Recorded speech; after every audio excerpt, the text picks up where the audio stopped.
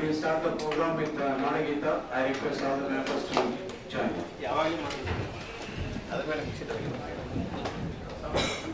Same meeting continued. Only topic change.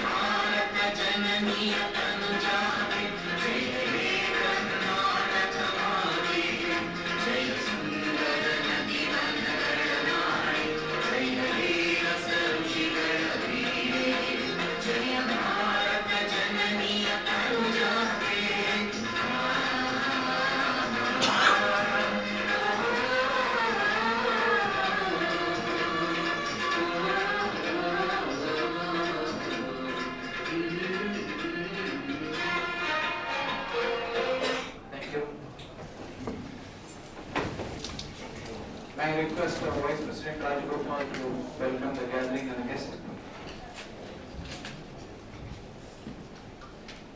ದಯಮಾಡಿ ಆಚೆಯ members ಎಲ್ಲ ಒಳಗೆ ಬಂದು ಕೂತ್ಕೊಳ್ಬೇಕಾಗಿ ಕೊಡ್ತೇನೆ. ಔಟ್ಸೈಡ್ ಕೌನ್ಸಿಲ್ ಆಗಿರೋರೆಲ್ಲ ಪ್ಲೀಸ್. ಇಂದಿನ awareness program on GST procedures related to imports and exports this season. ಈ ಕಾರ್ಯಕ್ರಮಕ್ಕೆ ಮುಖ್ಯ ಅತಿಥಿಗಳಾಗಿ ಬಂದಿರುವ ಮೇಡಮ್ ಅನ್ನಪೂರ್ಣ ಅವರಿಗೆ ಚಾರ್ಟೆಡ್ ಅಕೌಂಟೆಂಟ್ ಅವರಿಗೆ ನಮ್ಮ ಖಾಸಗಿಯ ಪರವಾಗಿ ಸ್ವಾಗತವನ್ನು ಕೋರ್ತಾ ಇದ್ದೇನೆ. ಹಾಗೆ ಇಂದಿನ ಕಾರ್ಯಕ್ರಮಕ್ಕೆ ಆಗಮಿಸಿರುವ ನಮ್ಮ ಕಾಸಿಯ ಎಲ್ಲ ಸದಸ್ಯರಿಗೆ ನಮ್ಮ ಕಾಸಿಯ ಪರವಾಗಿ ಸ್ವಾಗತವನ್ನು ಕೋರ್ತಾ ಇದ್ದೇನೆ. ಹಾಗೆ ಎಲ್ಲ ನಮ್ಮ ಪ್ಯಾನಲಿಸ್ಟ್ ಕೂಡ ಸ್ವಾಗತವನ್ನು ಕೋರ್ತೇನೆ. Thank you, sir. May I request our GST Panel Chairman Umar Shankar to just have a brief note on this discussion. ನಮಸ್ಕಾರ. ಗೊತ್ತಿರೋ ಹಾಗೆ ಕಾಸಿನಲ್ಲಿ ಇವತ್ತು GST ಇನ್ಕ್ರೀಸ್ ಮಾಡ್ಕೊಂಡು ಬರ್ತಾ ಇದ್ದೀವಿ. ಒಂದಿಷ್ಟು GST ಬೇರೆ ಚಾಪ್ಟರ್ಸ್ ಎಲ್ಲ ಕವರ್ ಮಾಡಿದ್ದೀವಿ. ರಿಟರ್ನ್ಸ್ ಆಗ್ಬೋದು, ಇಮೇಲ್ ಬಿಲ್ ಆಗ್ಬೋದು, ಇನ್ವಾಯ್ಸ್ ಆಗ್ಬೋದು ಎಲ್ಲ ಆಗಿ ಕೊನೆಗೆ ನಮ್ಮ ಹುಡುಗರು ಒಂದೊಂದು ಪಾರ್ಟ್ ಇತ್ತು. ಅದೇನಂದ್ರೆ ಸುಮಾರು ಜನ ಎಕ್ಸ್ಪೋರ್ಟ್ ಮಾಡ್ತಾರೆ, ಕೆಲವರು ಡಿಮಿಡ್ ಎಕ್ಸ್ಪೋರ್ಟ್ ಅಂದ್ರೇನು, ಎಕ್ಸ್ಪೋರ್ಟ್ ಅಂದ್ರೇನು, ಕೆಲವರು SEZ ಸಪ್ಲೈ ಮಾಡ್ತಾರೆ, ಕೆಲವರು LUT ಅಂತಾರೆ. ಇದ್ರ ಬಗ್ಗೆ ಯಾರು ಅಷ್ಟು ಡೀಪ್ ಆಗಿ ನಾಲೆಡ್ಜ್ ಇಲ್ಲ. ಅದ್ರ ಬಗ್ಗೆ ಒಂದು ಸೆಷನ್ ಮಾಡೋಣ ಅಂತ ನಾವು ಡಿಸ್ಕಸ್ ಮಾಡಿ ನಮ್ಮ ಕಮಿಟಿ ಮೆಂಬರ್ಸ್ ಎಲ್ಲ ಡಿಸೈನ್ ಮಾಡಿದ್ರು. ಆ್ಯಕ್ಚುಲಿ ನಾವು ಇವತ್ತು ಫಸ್ಟ್ ಸ್ಪೀಕರ್ ಮಾಡಿದ್ದು ಜಸ್ಟಿನ್ ಕೃಷ್ಣಪ್ಪರ್ ಅಂತ. ಅನ್ಫಾರ್ಚುನೇಟ್ಲಿ ಅವ್ರ ಗ್ರ್ಯಾಂಡ್ ಮೇಲೆ ನಾನು ಎಕ್ಸ್ಪೈರ್ ಆಗ್ಬಿಟ್ರು. ಈವ್ನಿಂಗ್ ನನಗೆ ಫೋನ್ ಮಾಡಿ ಹೇಳ್ತಾ ಇದ್ದಾರೆ, ಈ ಥರ ಇದಾಗಿದೆ ನನಗೆ, but I come and join lately because program should be disturb ಅಂತಿರೋದು. ನಾನು ಹೇಳಿ ಬೇಡ ಸರ್ ನೀವು ಅಲ್ಲಿಂದ ಬರೋದಲ್ಲ ಬೇಡ ದಯವಿಟ್ಟು ಟೀಕೆ ನಾನು ಬೇರೆ ಸಬ್ಸಿಡಿ ಯಾರು ಅರೇಂಜ್ ಮಾಡ್ಕೊಂಡು ಇದಕ್ಕೆ ಮೇಡಮ್ ಅಂದ್ಕೊಂಡು ಇಮಿಡಿಯೇಟ್ ಮಾತಾಡಿದ್ವಿ ಅವ್ರು ಇಮಿಡಿಯೇಟ್ ಅಂದ್ಕೊಂಡು ಥ್ಯಾಂಕ್ ಯು ವೆರಿ ಮಚ್ ಅವ್ರನ್ನ ಅದೇ ಸಬ್ಜೆಕ್ಟ್ ಕವರ್ ಮಾಡೋಕ್ಕೆ ಕರೆದಿದ್ವಿ. ಸೊ ಇವತ್ತು ನಾವು ಎಕ್ಸ್ಪೋರ್ಟ್ ರಿಲೇಟೆಡ್ ಬಗ್ಗೆ ಕವರ್ ಮಾಡ್ಕೊಳ್ತಾ ಇದ್ದೀವಿ. ದಯಮಾಡಿ ಏನಾದ್ರು ಕ್ವಶನ್ಸ್ ರಿಲೇಟೆಡ್ ಎಕ್ಸ್ಪೋರ್ಟ್ ಆಗ್ಬೋದಿಲ್ಲ ಜನರಲ್ ಆಗಿ ಆಗ್ಬೋದು. You can approach no issues. Thank you. Thank you, sir.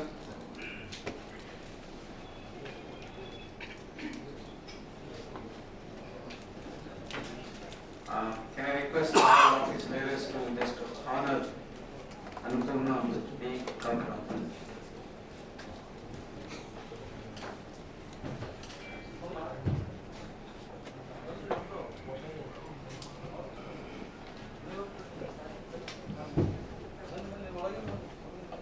Madam ಈ ಕಡೆಗೆ ಬರ್ತಾರೆ.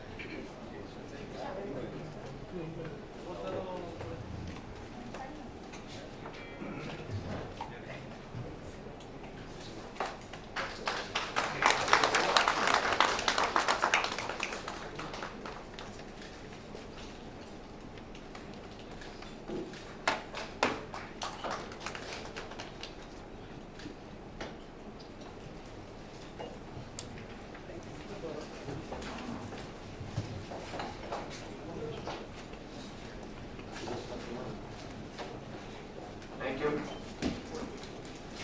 Now, can I request C. Annapurna B. Kabra to address the gathering and just go through the discussion?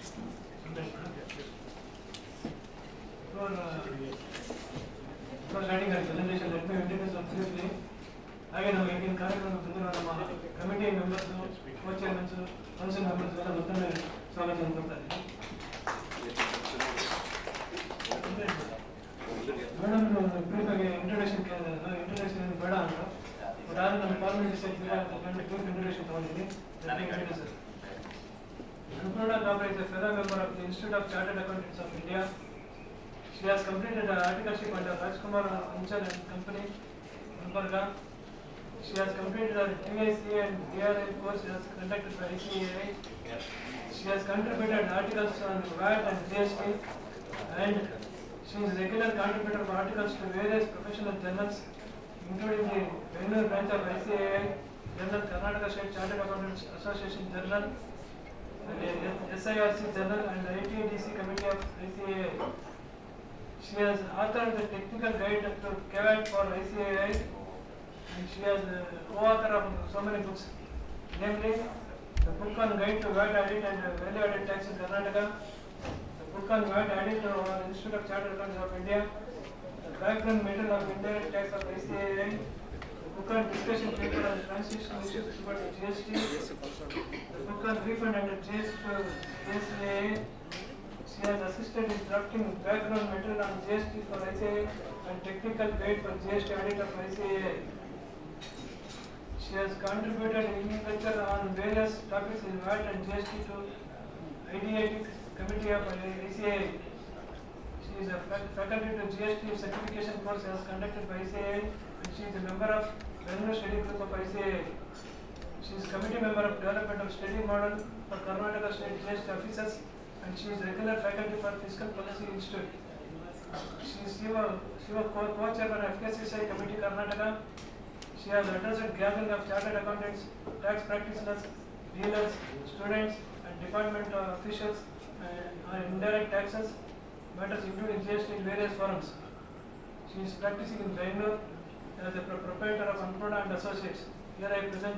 Please welcome with your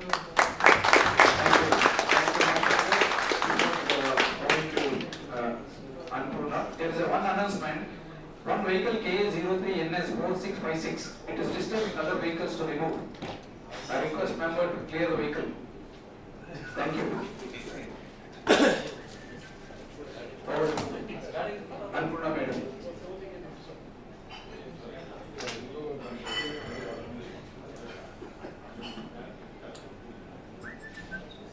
Namaskara. ನಮಸ್ಕಾರ. First of all, thank you, Kasia, and the opportunity ಕೊಟ್ಟಿಗೆ.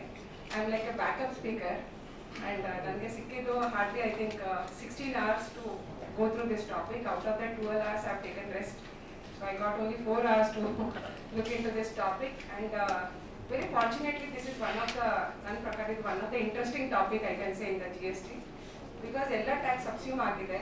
I think you all know ella taxes subsume agide, whether it is a VAT, central excise, service tax, ella subsume agide. But customs, as you know, it is not subsumed with the GST.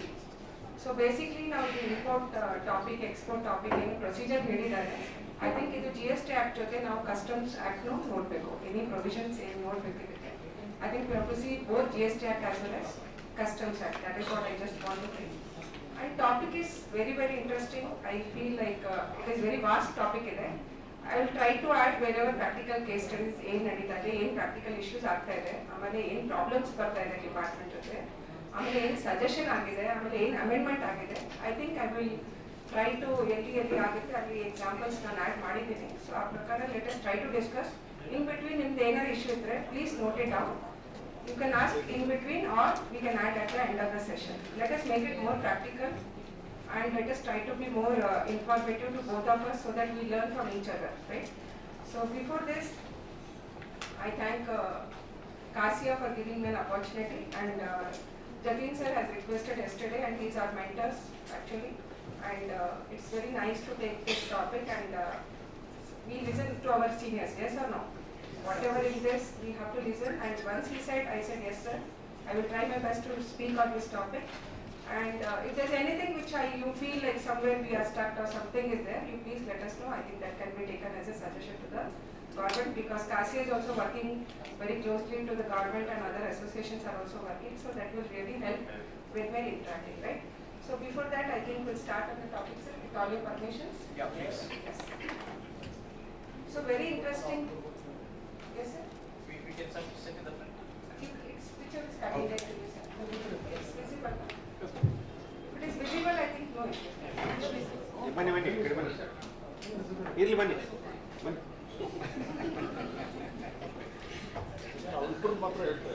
ಅವರಿಬ್ಬರಿಗೆ Umashankar ಚೆನ್ನಾಗಿ ಕಾಣಿಸ್ತದ. I think ಎಲ್ಲರೂ ಯಾರು ಇದು ಎಲ್ಲ handle ಮಾಡ್ತಾ ಇದ್ದೀರಾ sir? You have all EOUs? ಇಲ್ಲೇ ಬನ್ನಿ. ಇಲ್ಲಿ EOU ಯಾರಿದ್ದಾರೆ? Any of you are EOU?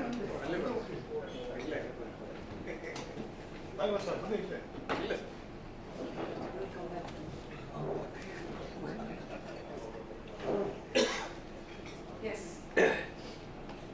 So let me start with the first topic on this. Imports, very interesting. Before understanding import, export, let us try to bifurcate the transaction as what can be the type of transactions. One is international transaction and one more is intranational transaction, right? First we have to understand what are the type of transactions. So first is the international transaction and second is intranational transaction. What is international? Within the country, within the territory of India, right? In international transaction, generally what we understand, it can be an import of goods or services, or it can be export of goods or services, right? Intranational, it can be intrastate or interstate, right? Interstate, as you all know, IGST is leviable, and for intrastate we are levying CGST and SGST. So this is the background which we have to understand before going into the GST. So these are the two type of transactions which we will be talking in GST perspective. Now next is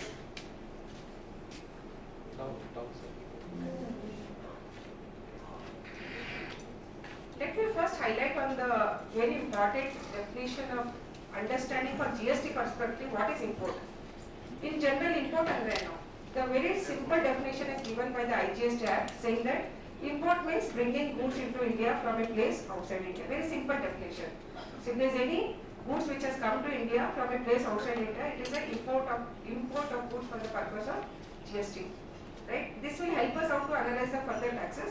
So first we have to understand what do you mean by bringing goods. What do you mean by bringing goods? Is it something notional or is it something physically you have to get the goods, right? So very important is the bringing goods means it should be physically goods should be coming into India. It is not some virtual movement. It should be the physical movement which should happen within India. That is the one important. And import of goods commences when the goods crosses the custom territory of India. So once cross ಆದ್ಮೇಲೆ ಇಂಡಿಯಾಗೆ ಬಂದಾಗೆ ಅದು import of goods ಆಗುತ್ತೆ, right? It can come by land, it can come by air, or it can come through sea also, right? So any transportation is okay, but the most important is that physically the goods should come into India. Virtual import is not covered here. It is basically the physical import which is covered. This is the first important point. And second is why IGST has brought all the definition from customs is because this will help us to analyze the implication of taxes, right? What is custom frontiers of India? So this also they have taken from the custom law, saying that this is the custom area which is notified under the Customs Act. And what is imported goods? See, ಏನ್ ಮಾಡಿದ್ದಾರೆ import of goods ನು define ಮಾಡಿದ್ದಾರೆ. Imported goods ಅಂದ್ರೇನು define. This imported goods is defined in customs act. ಏನ್ ಹೇಳಿದ್ದಾರೆ? Imported goods means any goods bought into India from a place outside India but does not include goods which have been cleared for home consumption. See ಎಷ್ಟು slight difference ಇದೆ. For us ನಾವು common ಏನು ಅನ್ಕೋತೀವಿ, import of goods ಅಂದ್ರೇನು ಒಂದೇ, imported goods ಅಂದ್ರೇನು ಒಂದೇ. But definition ನೋಡಿದ್ರೆ there is a separate definition for imported goods, separate definition for imported goods. This is the first point you have to remember. So whenever you read the provision of that, please read import of goods andre eno, imported goods andre eno. This is the difference you should know whenever you read the provision of the GST, IGST law, right? India no define ಮಾಡಿದ್ದಾರೆ. What do you mean by India for the purpose of GST? India means includes the territorial waters of India. I think you know that India is attached to the territorial waters across India. So up to 200 nautical miles it will fall within the territory of India, right? To identify the sale and purchase, this is important. So they have defined what do you mean by India for the purpose of GST and to levy the GST, right? Next is, we'll go to the important part, then we'll go to the practical case study, right? Import of goods I have already told. Now, what the GST? Now you said imported difference and physical import and virtual. Now suppose if I import software, it is used by India, but it is physically not imported, but virtually it is imported through email. Yes. This is called import. You are calling this as import or imported or not, neither of both? It is neither of the both, because for purpose of customs, it says that it should be physically imported in India. Okay. So when it is coming through online, there is a separate provision for this.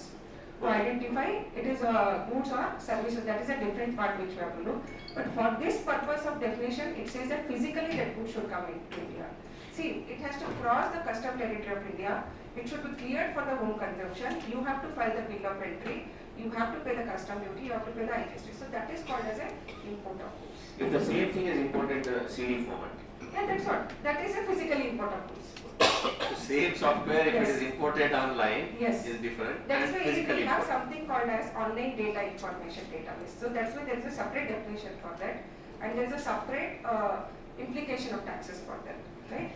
This what I am talking on the definition is physical import of goods. If you are getting the software in the form of CDs or tape, it is still a physical import of goods. Wherever it is moving from one country to the other country. Hope I'm clear? Yeah. Yes. Now, if you read the definition of integrated tax, they have referred the definition of Customs Act. What they have said, IGST will be paid on goods imported into India, will be levied and collected according to the customs law. So customs law ಗೆ ನೀವು ಏನು value ತಗೊಂಡಿದ್ದೀರಾ ಅದೇ value ನಿಮಗೆ GST ಗೂ applicable ಆಗುತ್ತೆ, right? So that is what you have to remember for the purpose of IGST. I think this is what. And the second aspect is section 5 ನೋಡಬೇಕು, section 7 ನೋಡಬೇಕು, ಆಮೇಲೆ section 5(4) ಅಂತ ನೋಡಬೇಕು. 9394 ಗೊತ್ತಿದೆ GST ಲಾದಲ್ಲಿ, which is pertaining to reverse charge. Same thing in the IGST also we have something called as reverse charge. So ನೀವು import ಮಾಡಿದಾಗ ನೀವು ಏನು IGST ಕಟ್ತಾ ಇದ್ದೀರಾ goods ಮೇಲೆ, that is nothing but you are paying under reverse charge, because you are importing the goods and paying the GST, right? So that is what the section 5(4) is saying on that, right? Next, ಹೇಗೆ calculate ಮಾಡ್ತೀವಿ ನಾವು IGST? What is the value? 100 rupees is your value. 10 rupees is your custom duty. Whatever this education says which is applicable, that will be 0.3. So what will be the value for the purpose of calculating IGST? It will be including your custom duty also. So basic value plus custom duty, on that value you are supposed to pay the IGST. It is not on the basic value, right? So whatever the value you are arriving for the purpose of customs, that value will be taken for the purpose of computation of IGST. Along with that, if that product is liable for compensation cess, even that also will be levied at the time of import of goods. So basically when you see the bill of entry, you see the custom duty, you see the IGST, you also see the compensation cess if it is variable. So this is what the way the taxes are calculated on the import of goods. Hope I'm clear, right? Customs duty depends upon the product ಮೇಲೆ ಬರುತ್ತಾ ಅಲ್ಲ is a fixed level? ಇಲ್ಲ, it depends on product, HSN classification. Yes, right. So depends upon that it will be calculated. I've just taken here as 10% for the calculation. ಇದರ CGST credit ತಗೋಬಹುದು. ಇದಕ್ಕೆ IGST ಇಲ್ಲಿ. Import ಮೇಲೆ ಯಾವಾಗಲೂ CGST, SGST ಬರಲ್ಲ. ಯಾವಾಗಲೂ IGST ಬರುತ್ತೆ, right? So it will be yes, if it is eligible you can take it.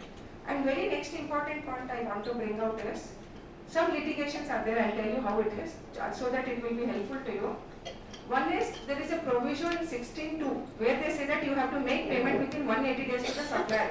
Yes or no? Yes. If you don't make payment to your supplier within 180 days, you are not eligible to take the credit. It means you have to reverse your credit if you are not making the payment within the 180 days to your supplier. Whether that is applicable for import of goods, whether that is applicable for import of goods, because you would have taken IGST credit. So proviso is excluding the reverse charge. Proviso is excluding the reverse charge. First point. Second point, proviso is using the word bill tax invoice. Proviso is not using the word bill of entry. This is the second argument you can take if you are not paid to your vendor within 180 days. Very rare case it happens that you don't pay payment, but this is one way you can look into that aspect. Second is time limit to avail the credit. What is the time limit to avail the credit in 16(4)? What is the time limit for 22-23? What was the time limit? 180 days. No, time limit to avail the credit. 16(4) what it is saying? For 22-23 you have time limit up to November 2023. Yes or no? Yes. For last year, the last time period for you to avail the credit is November. It means due date of your October return, right? Now, for the purpose of import of goods, it is saying only tax invoice. It is not saying bill of entry. So even if it has crossed the limit, you can still argue saying that there is no time limit applicable for IGST on bill of entry. This is the one school of thought you can argue if you have not taken the credit within the specified time. In some of our client cases, we have seen that they have missed out the credit taking IGST on import of goods. So this is the way you can take an argument and you can avail the credit. You got the point what I am saying? Because the wording they have used is tax invoice, they have not used the word as bill of entry in that. So that's why we can try to argue on that aspect also. Hope you can note it down so that it can help you, because this is one of the argument where the departments are rejecting your credit if you are not availed within the time limit, right? Next. Yes. I don't know, it is jumping. Can you go back, sir? Can you go back, sir? Yes. Yeah. I think this we have discussed. Next. This is on custom. Otherwise he will operate. No? Yeah, next. Yeah. This is also one more practical case where we are saying is goods are cleared in one state, right? The person who is going to receive the goods in another state. Are you able to get? His invoice is raised from Mumbai office, whereas goods are cleared in Calcutta airport. So now the issue is whether I should take registration in Calcutta, because where the goods are cleared in Calcutta. It is cleared for home consumption. From Calcutta, the goods will be moving to, say, Mumbai. So whether he should take registration in Calcutta, this was a practical issue which has happened. So what were the question here is whether registration is required in West Bengal, because where the goods were cleared in Haldia port in West Bengal, whereas invoice was raised from Mumbai office. So what were the issues raised in this advance ruling is whether registration is required in West Bengal, what will be the place of supply, whether it will be West Bengal or whether it will be Mumbai, and the third is whether invoice can be issued from Mumbai or whether he has to take registration in West Bengal and issue the invoice from West Bengal, and whether e-way bill is required from Calcutta to Mumbai, or in e-way bill should you write the GST of Mumbai. What will be your answer before looking into the answer? What will be whether registration is required or not? No. What will be your place of supply? Mumbai or Bengal? Mumbai. Can the invoice be issued from Mumbai office? No, madam, there is a confusion. Because he is registered in Mumbai. But on the Mumbai office or from the Mumbai office? From Import, the Mumbai office. Im- Because I have import a means registration in Mumbai, Im- I have imported the goods, goods are cleared in Calcutta. but goods are cleared in Calcutta, imported. Yes. But who is exporting, he will be invoicing. Yes. I Not have from to the give Mumbai bill of entry office. for clearance for home consumption. I'm the importer, I'm talking on import. Importer from Mumbai. Okay, delivered in Calcutta. Calcutta, yes. But invoice will be from abroad. Yeah, he will raise the invoice, that is exporting. For him it is exporting. I am calling from bill of entry. Because I have to give a bill of entry for home consumption, right? I am the person who is registered in Mumbai. Please understand, this was one of the most common problem which we were having. I think in Karnataka also we have. Many times it gets cleared in Chennai, again from Chennai, or also we try to get in Karnataka. So whether to take registration or not, this was the issue. Not required. Next. Yes. So next what they have said, please let us read what they have said. They have ruled that invoice raised from Mumbai head office for import received at Haldia, supply of goods are imported into India shall be treated as in the course of interstate trade or commerce between Calcutta to Mumbai they are saying, but place of supply will be the location of importer. Where he is located in Mumbai. So you are right on that. And SSE who is going to clear the goods at the Calcutta port is liable to pay the IGST. So whatever we have discussed, I think that has been ruled out in this ruling, and accordingly e-way bill will be given by the giving GST of Mumbai itself, right? So this is what the relaxation is. If ultimately the goods is not reaching to the Mumbai office, Yes, it will be in go to the customers. no, Yes. Calcutta customer only. Yes. That time also you need not. No, it's not. Need not take the registration, right? So this is one aspect of import of the goods. Next, this is also most common problem in import of services. Very important, I think this is an important aspect which you have to do. Please enjoy this question with the delicious food, right? Import of services means very, very important. 3 conditions should be satisfied. What are the 3 conditions? Supplier should be located outside India. Recipient should be located within India. And place of supply should also happen in India. If the place of supply is not in India, it cannot be treated as import of services. Why this is important? Because you are liable to pay reverse charge tax on import of services. So to check whether you are liable for reverse charge tax or not, you have to see whether you are fulfilling the condition of import of services. So what are 3 conditions? The supplier is located outside India, the recipient is located within India, and the place of supply is also in India. Now I will give one illustration, just next slide. You tell me whether it is an import of service or not. Intermediary is located outside India. He will identify the customer outside India for the exporter in India. I am the person who is in India. My customer will be outside India, and my agent, that is intermediary, is also outside India. Whether it is an import of services. And I will pay the commission to that agent, that is intermediary. I pay him the commission. Can it be treated as IC? No. My agent is, please, simple example. My customer is outside India. My agent is outside India. I am staying in India. So what I will do, I will pay the commission to my agent. My customer is also outside India. I will export the goods from here to there. I will make a payment to where? Where he is located? Outside India. So are we fulfilling the condition of import of services? No. Yes or no? No, it's export only. So we are not fulfilling the condition of import of services. So we are not liable to pay reverse charge. Got the point? So for import of services, you please see what are the 3 conditions fulfilled or not fulfilled. If not fulfilled, it is not import of services. If it is not import of services, it is not liable for reverse charge tax. In few instances, we have seen that they are paying reverse charge tax. So be careful. Wherever it is not liable, please don't pay the tax. Wherever it is liable, please pay the taxes. So these are the 3 tests you have to look into whenever you are looking the import of services. The officers not explaining this. Yes, sir. Officers are not explaining this. Yes, officer will not explain. They will collect the tax from They are collecting the tax. I know in few of our cases, they have levied, they have issued DRC 1, they have also issued DRC 7. But you have to be strong enough with the provisions of the act actually. So if you are able to clear them with your facts, with your evidence, with your documentation, I think you can substantiate them that it is not liable for reverse charge tax. ಅವರಿಗೆ tax invoice rice ಮಾಡಬೇಕಾಗುತ್ತಲ್ವಾ? ಯಾರಿಗೆ? ಅವ್ರು ಮಾಡ್ತಾರೆ, agent ನಮ್ಗೆ ಮಾಡ್ತಾರೆ commission, ನಾವು ಅವರಿಗೆ payment ಮಾಡ್ತೀವಿ ಅಷ್ಟೇ. ಅಷ್ಟೇ ಪೇಮೆಂಟ್ ಮಾಡ್ತೀವಿ, ಬಟ್ ಇದು ರಿವರ್ಸ್ ಚಾರ್ಜ್ ಟ್ಯಾಕ್ಸ್ ಅಪ್ಲಿಕಬಲ್ ಆಗಲ್ಲ.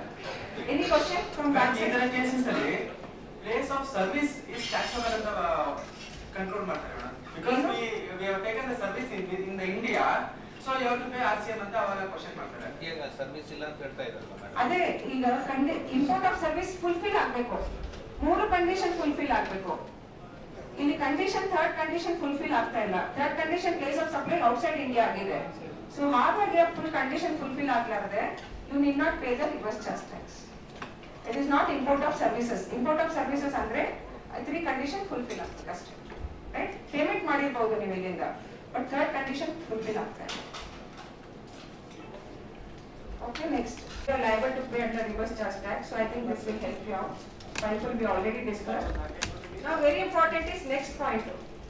Schedule 1 ದಲ್ಲಿ import of services without any consideration. Very important is, ನೀವು ಏನಾದ್ರು import of goods ಅಥವಾ services ಮಾಡ್ತಾ ಇದ್ದೀರಾ, whether or not in the course of business, you are liable to pay taxes. It is treated as supply. ಇಲ್ಲ ನಾನು ಇದು import ಮಾಡಿದ್ದೀನಿ, but it is not relevant for my business, that is not important for GST. Very, very important. If you are importing any goods or if you are importing any services, whether or not it is in the course of furtherance of business, it is treated as supply for the purpose of GST. What the point? Consider as a consumer. Yes. That is what they are saying. So ಮೊದಲು ನೀವು ನೋಡಿದ್ರೆ amendment ಏನಿತ್ತು, import of services by a taxable person from a related person or from any of his other establishment in the course of furtherance of business. Now they have said by any person if you are importing in the course of furtherance of business, even though there is no consideration, it is treated as supply, deemed supply, right? This is the one aspect. Second aspect is, even though it is not in the course of business, it is still treated as supply and will be treated as import of goods or services. Okay, so import clear aita? Whether or not consideration paid, it is still treated as supply. Whether or not in the course of business or not, it is still treated as supply. And for import of services, 3 conditions is satisfied.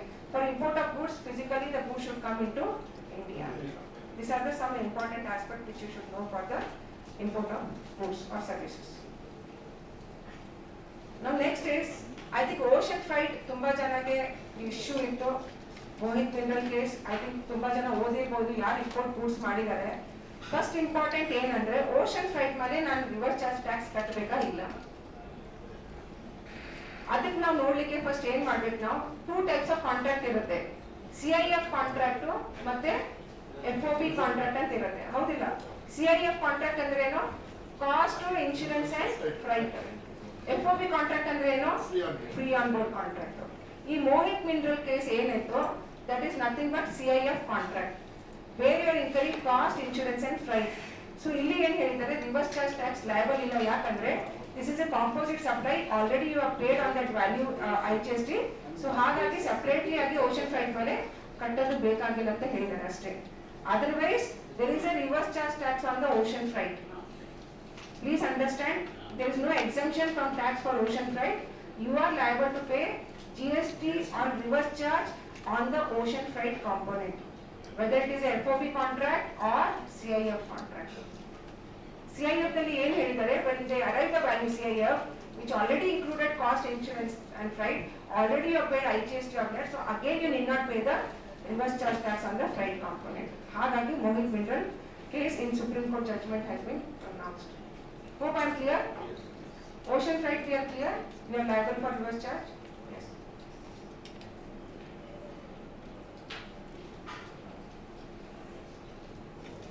So, now IGST calculate ಮಾಡಲಿಕ್ಕೆ shall be levied and collected according to the theory of Customs Act. We have already seen how the value is arrived. What is the value includes cost of imported goods as well as all the costs incurred for bringing the goods from outside India into a custom port of India will also become a part of the value, which also include the freight also. So I think I have just given here a simple example. Cost of goods imported is 1 lakh. Custom duty is 10%. IGST is 12%. Foreign shipping entity has incurred 20,000. So what is the total cost? 1 lakh plus 20,000 is 1,20,000. You have calculated custom duty. You have calculated cess as 3%. So IGST will be calculated on total plus custom duty plus cess, which we have already discussed. So how much reverse charge I should pay here? What will be my reverse charge here? What will be my reverse charge? 20,000 is my ocean freight. So on that, how much I am liable to pay? 30,000? 32,360. How, sir? 20,000 custom duty Plus cess. plus this. ಈಗ ಅದು value ಆಯ್ತು. ನಾನೇನ್ ಹೇಳ್ತಾ ಇದ್ದೀನಿ, reverse charge with recipient ಎಷ್ಟು ಕಟ್ಟಬೇಕು? ಯಾರು ಕಟ್ಟಿದ್ದಾರೆ ocean freight? If the ocean freight is paid by the foreign vendor pay ಮಾಡ್ತಾರೆ ಓಷನ್ ಫ್ರೈಟ್ ಅಂದ್ರೆ ಅವ್ರ ಕಾಸ್ಟ್ ಅಲ್ಲಿ ಆಡ್ ಮಾಡ್ತಾರೆ. ನಾವು ಇನ್ ಕೇಸ್ ಇನ್ಕರ್ ಮಾಡಿದ್ರೆ then we are liable to pay at the reverse charge. What the point, right?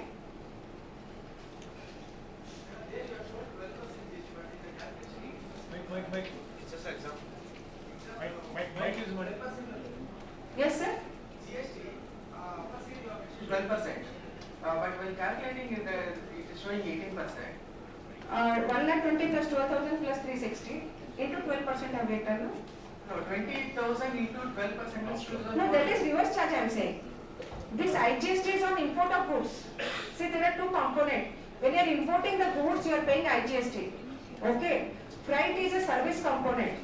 Please understand, freight is a service component on which you are liable to pay under reverse charge. Yes, ma'am, that reverse That charge will be liable at calculation. 18%. Reverse charge is liable at 18%. IGST on import of goods is liable at 12%. Okay. Okay. Yes. Next, very important amendment has happened recently. That's why I brought this practical case study. Charter companies in India, exporter outside India has paid the freight for that. So what is the place of supply for this? The place of supply of services of transportation of goods shall be the destination of such goods. Really the destination of goods? India. Where the goods are coming from foreign company to the Indian company. So destination is in India. Igidu telputidare. From 1st October 2023, amendment has happened. This amendment is been deleted. This 13 subsection 9 is deleted from IGST Act. So now what will be the place of supply? Residual entry over there. Residual entry is now recipient based. So wherever recipient is located, that will be the place of supply, not the destination of goods. This has been deleted from by Finance Act 8/2023. So this is effective. So I wanted to bring out for your information, right? Hope I'm clear. I know you are very busy in enjoying the food, but please open up your mind also along with your taste buds. Yes? Yes.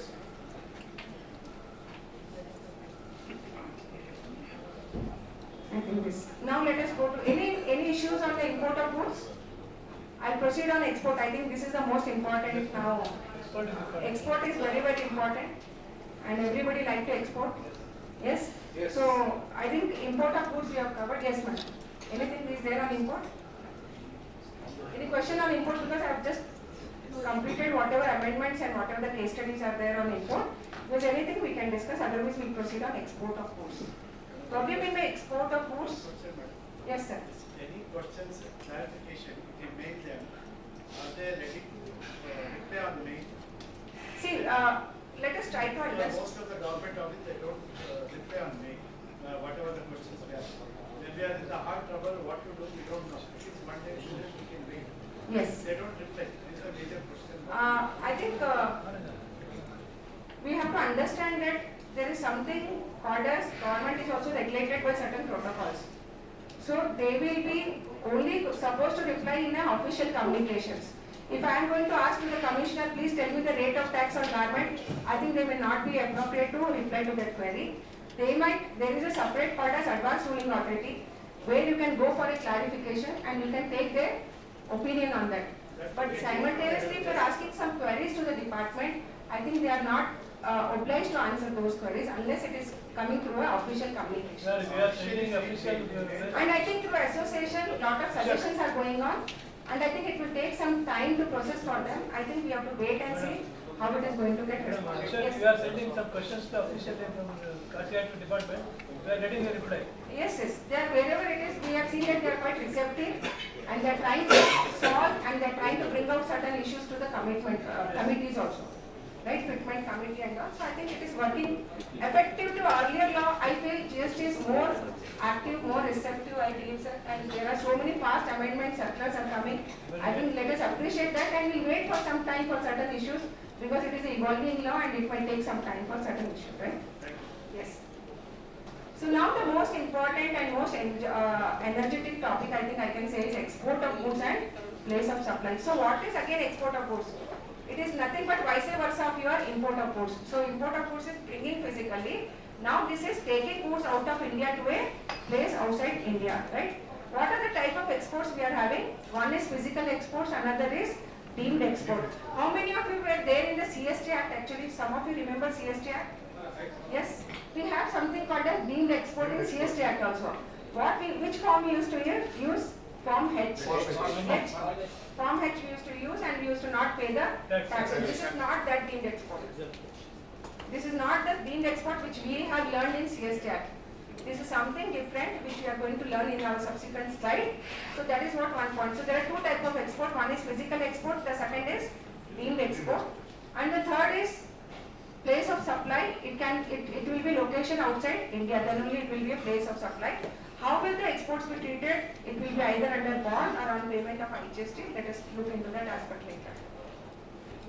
Now next is what is export of services. We are looking into the definition. What are the 5 conditions should be fulfilled to amount to an export of services? First condition is that location of the supplier should be in India. The recipient of should be outside India. Place of supply should be Within India. Outside India. This is a mistake has happened. I wanted to see how you are alert or not. Place of supply should be outside, right? And consideration should be convertible foreign exchange. And supplier and recipient should not be the distinct person. They should not be the same person, right? Now what happens if I don't fulfill one condition also? What happens? I have not fulfilled any one condition. Can it amount to export of services? It will be, if you are not fulfilling one condition also, it will be treated as interstate supply of goods or services, and you are liable for GST. Madam ಒಂದು ಚಿಕ್ಕ ಈಗ ಇಂಡಿಯಾದಲ್ಲಿ ನಮ್ದು ಒಂದು company ಇದೆ, ಇವನ್ US ನಲ್ಲಿ ಒಂದು company ಇದೆ, ದ ಸೇಮ್ ಒನ್ ಪರ್ಸನ್. ಅವಾಗ ಎಕ್ಸ್ಪೋರ್ಟ್ ಮಾಡಿದ್ರೆ ಅದು ಅಪ್ಲಿಕಬಲ್ ಆಗೋದಿಲ್ಲ? ಆಗಲ್ಲ, because they are distinct entity. Okay, ಒಂದೇ ಇದ್ರೆ ಆಗಲ್ಲ. ಯಾಕಂದ್ರೆ ಈಗ ನಾವು US ಅಲ್ಲಿ ಆಫೀಸ್ ಮಾಡ್ತಾ ಇದ್ದೀವಿ, ಸೊ ಇಲ್ಲಿ ನಮ್ದು ಪ್ರಾಪರ್ಟಿಶಿಪ್ ಇದೆ, ನಮ್ದೇ ಅಲ್ಲಿ ಮೂವ್ಮೆಂಟ್ ಮಾಡಿದಾಗ ಅಲ್ಲಿ ಈಗ ಸಪೋಸ್ ಪಾರ್ಟಿ ಇದ್ರೆ ನಡೀತದೆ? ನಡೆಯುತ್ತೆ. ಬೇರೆ ಎಂಟಿಟಿ ಇದ್ರೆ ಪರವಾಗಿಲ್ಲ, same bank same distinct entity ಇದ್ರೆ ಆಗಲ್ಲ. Okay, thank you. Yes. If the company has a local office where my customer pays, he has got one office in local. I supply goods to his native, whether it is Europe or England. Yes. He pays in a rupees from local office. Yes. Is it? I just come to that. There is something circular which has come now. Can you go to the back slide, sir? Back. Now something they have come out. In few for Nepal and Bhutan they said Indian rupees okay. But there are certain places where the amount is received through Vostro account in Indian currency. So the department were rejecting, saying that you are not receiving in foreign convertible currency, so we will not treat it as a export of services, and accordingly they were rejecting the refund also, and they were not treating as export of services. So recent circular has come 202/14/2023, where they have clarified, saying that if it is received in Indian rupee in a special Indian Vostro account, still it will be treated as received in a foreign convertible currency, and it is fulfilling the condition of export of services, right? So recent this issue was there. There is few cases in few of our cases the department has rejected our refund, saying that you have not received in foreign convertible currency, so it is not export. But I think the circular will help us out to protect from those liability, and we can take the benefit of this circular 202/14/2023. You can note it down so that it will help you out where they have given a condition for receiving in Indian rupee, right? Next, very important is whenever the supply to SEZ is happening by SEZ to SEZ, or if the supplier is located in India and place of supply is outside India, whatever it is, in all this residual transaction, wherever you have a doubt, it is always treated as supply of goods or services in the course of interstate trade or commerce. There are many times transactions happens, we are not very clear which tax, what it is liable or not. So for example, if you are not fulfilled the condition of export, which tax?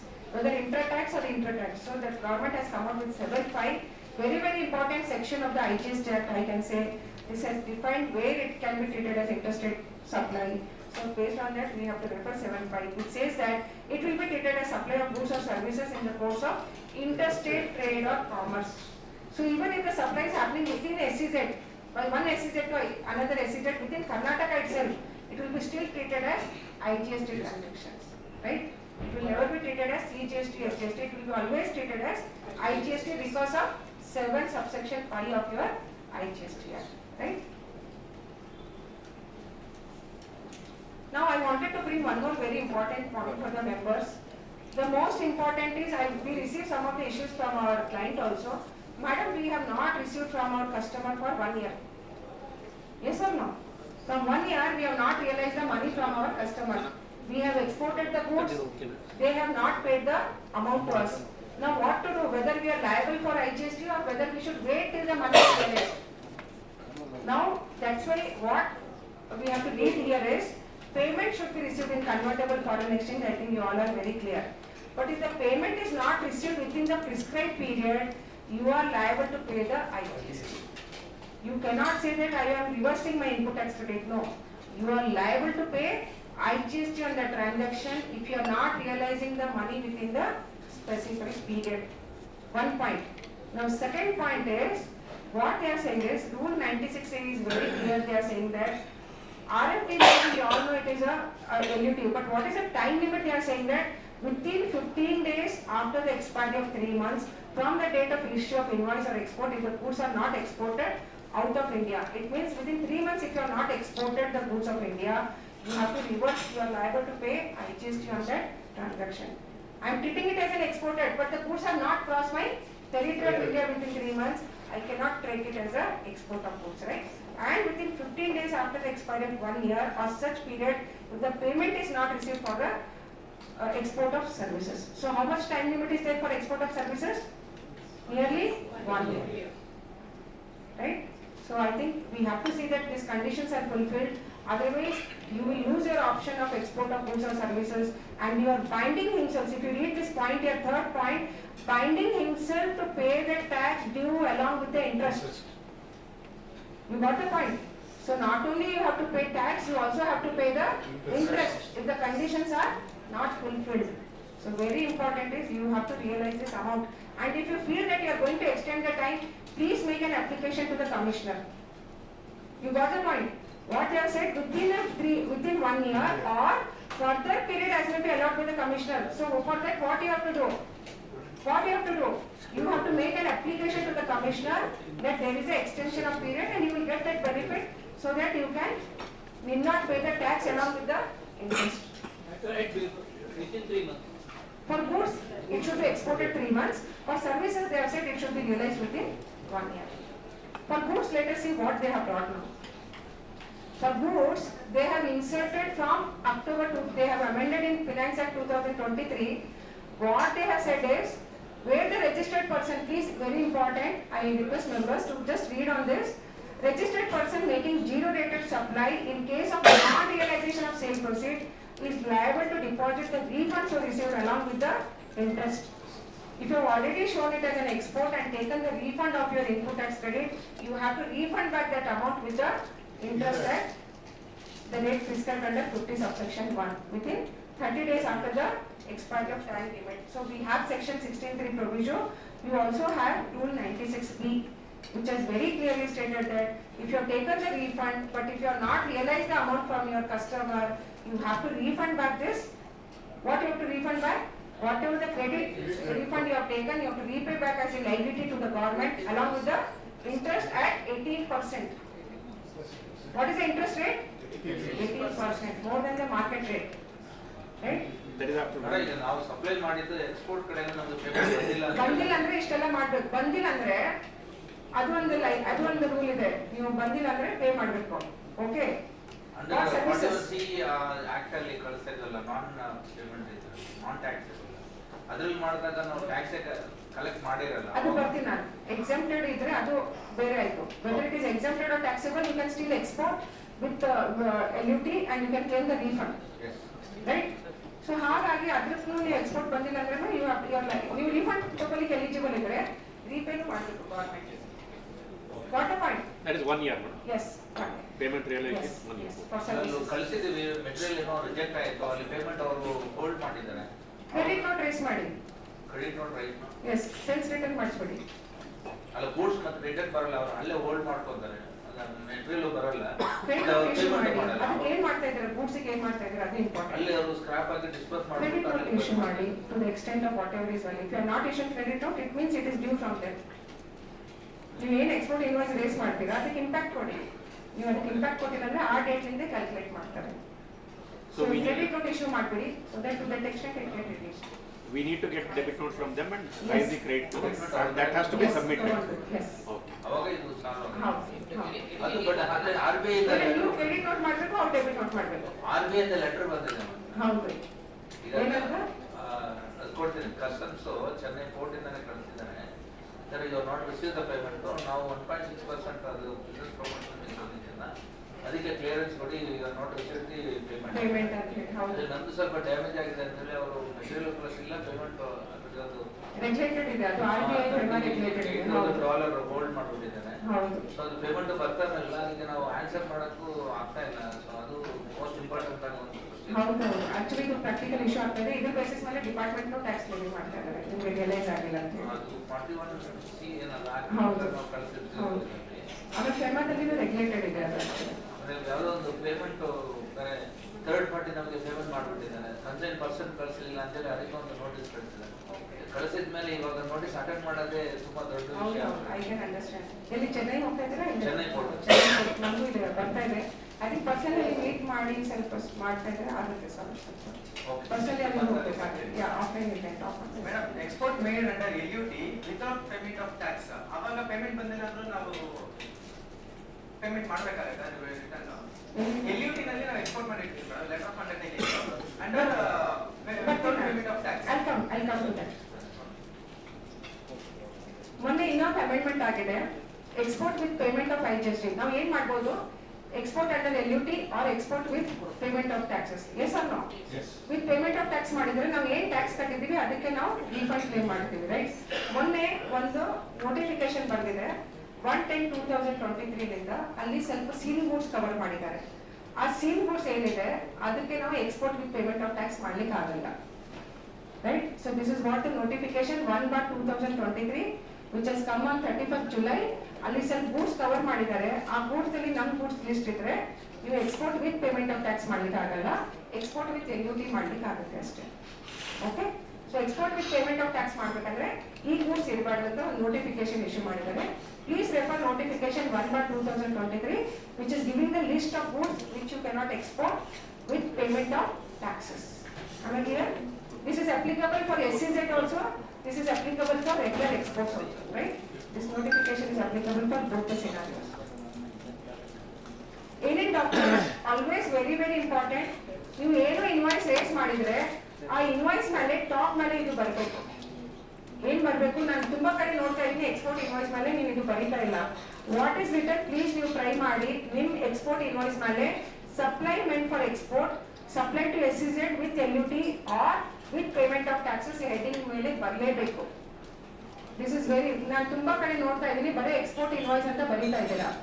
ಇದನ್ನು ಬರಿಬೇಕು ನಿಮ್ top invoice ಮೇಲೆ. ನೀವೆಲ್ಲ invoice ಮೇಲೆ ಏನ್ ಬರೀತಾ ಇದ್ದೀರಾ please in as per rule 46 ನಿಮ್ ಇನ್ವಾಯ್ಸ್ ಮೇಲೆ ಇದು ಬರಲೇಬೇಕು. ನೀವು supplies is meant for export or supply to SEZ for authorized operation on payment of IGST or it is with LUT, whatever it is without payment of taxes. It please ನಿಮ್ಮ invoice content ಅಲ್ಲಿ add ಮಾಡಿ, right?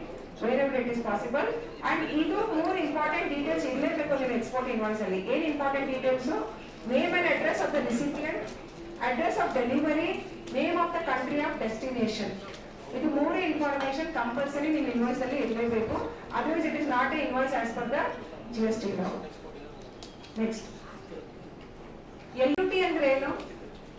Letter of undertaking. It means what? I am giving some assurance to the government that I am exporting with assurance that I am going to realize that money from my foreign customer. Yes or no? This is something kind of a assurance I'm giving to the government. What is the form which we are using it as a LUT? That is nothing but RFT level. RFT level is nothing but letter of undertaking.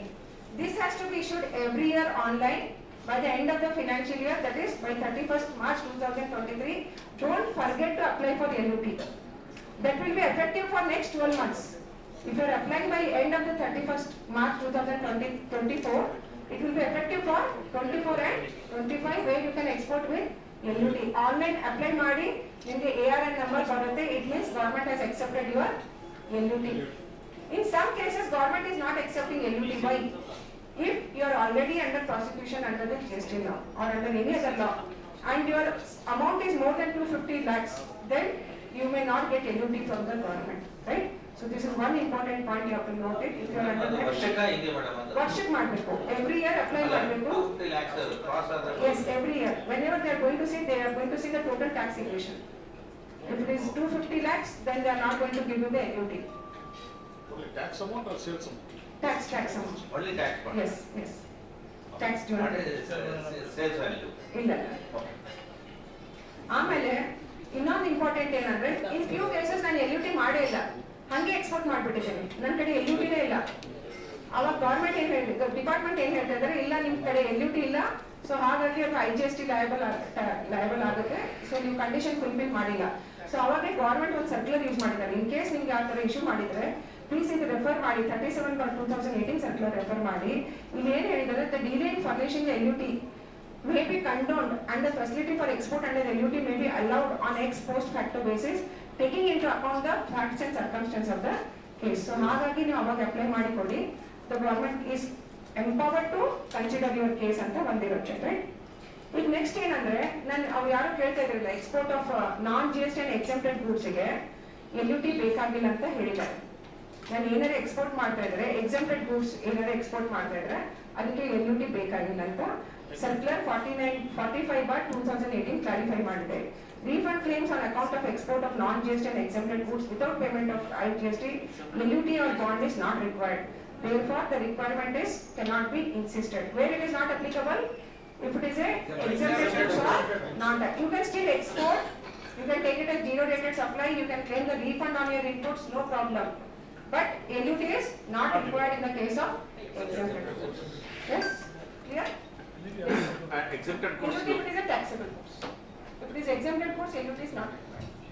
Yes, sir. Is there any specific note has to be written on the invoice for the exempted goods or something like that? For what? No, you can write it is exempted already. In the bracket you write it exempted under 12/17 or whatever 2/17, whichever the notification reference where you are saying that it is exempted. Please give the reference of notification. Invoice. And I advise all the members here, whoever is issuing the invoice is your self-assessment order. So don't forget to write the reference of notification, whether it is a taxable goods or exempted goods, whether it is for international transaction or whether it is for international transactions. Please refer the notification which you are referring to levy the taxes. This can save you from many other implications, right? So I advise even for export invoice also you have to refer the notification based on which you are saying that it is non-GST or exempted goods. Madam, LUT this year by chance somebody has not Can you renewed. stand up? Oh, sorry. Somebody has not renewed this year and he LUT. want LUT. Huh. And there is a gap of 6 months or 1 year whatever, and then when next export comes he want to export and he want to register LUT. Is it possible without any hassles? Yeah, if you have, see, if you have not exported, no problem. But if you have exported, then the government can raise the issue saying that why LUT is not issued, because you have exported with LUT.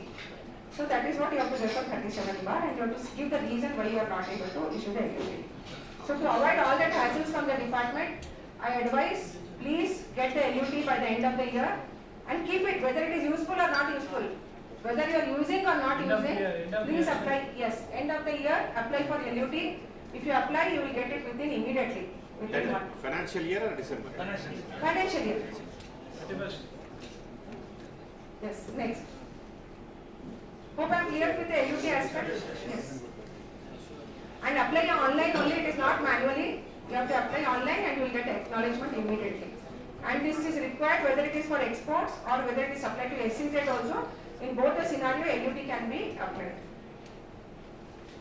Zero rated supply already I have told. What are the two options which you can do it?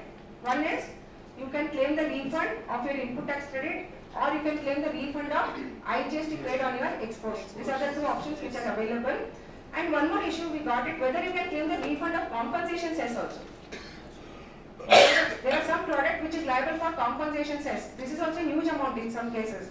So there is a clarification 1/1/2017 where they have said that you can claim the refund of your compensation cess also. I think this is we have already discussed what is drawback and all they have defined. Now next important is you are not liable to, sorry, can you go for it?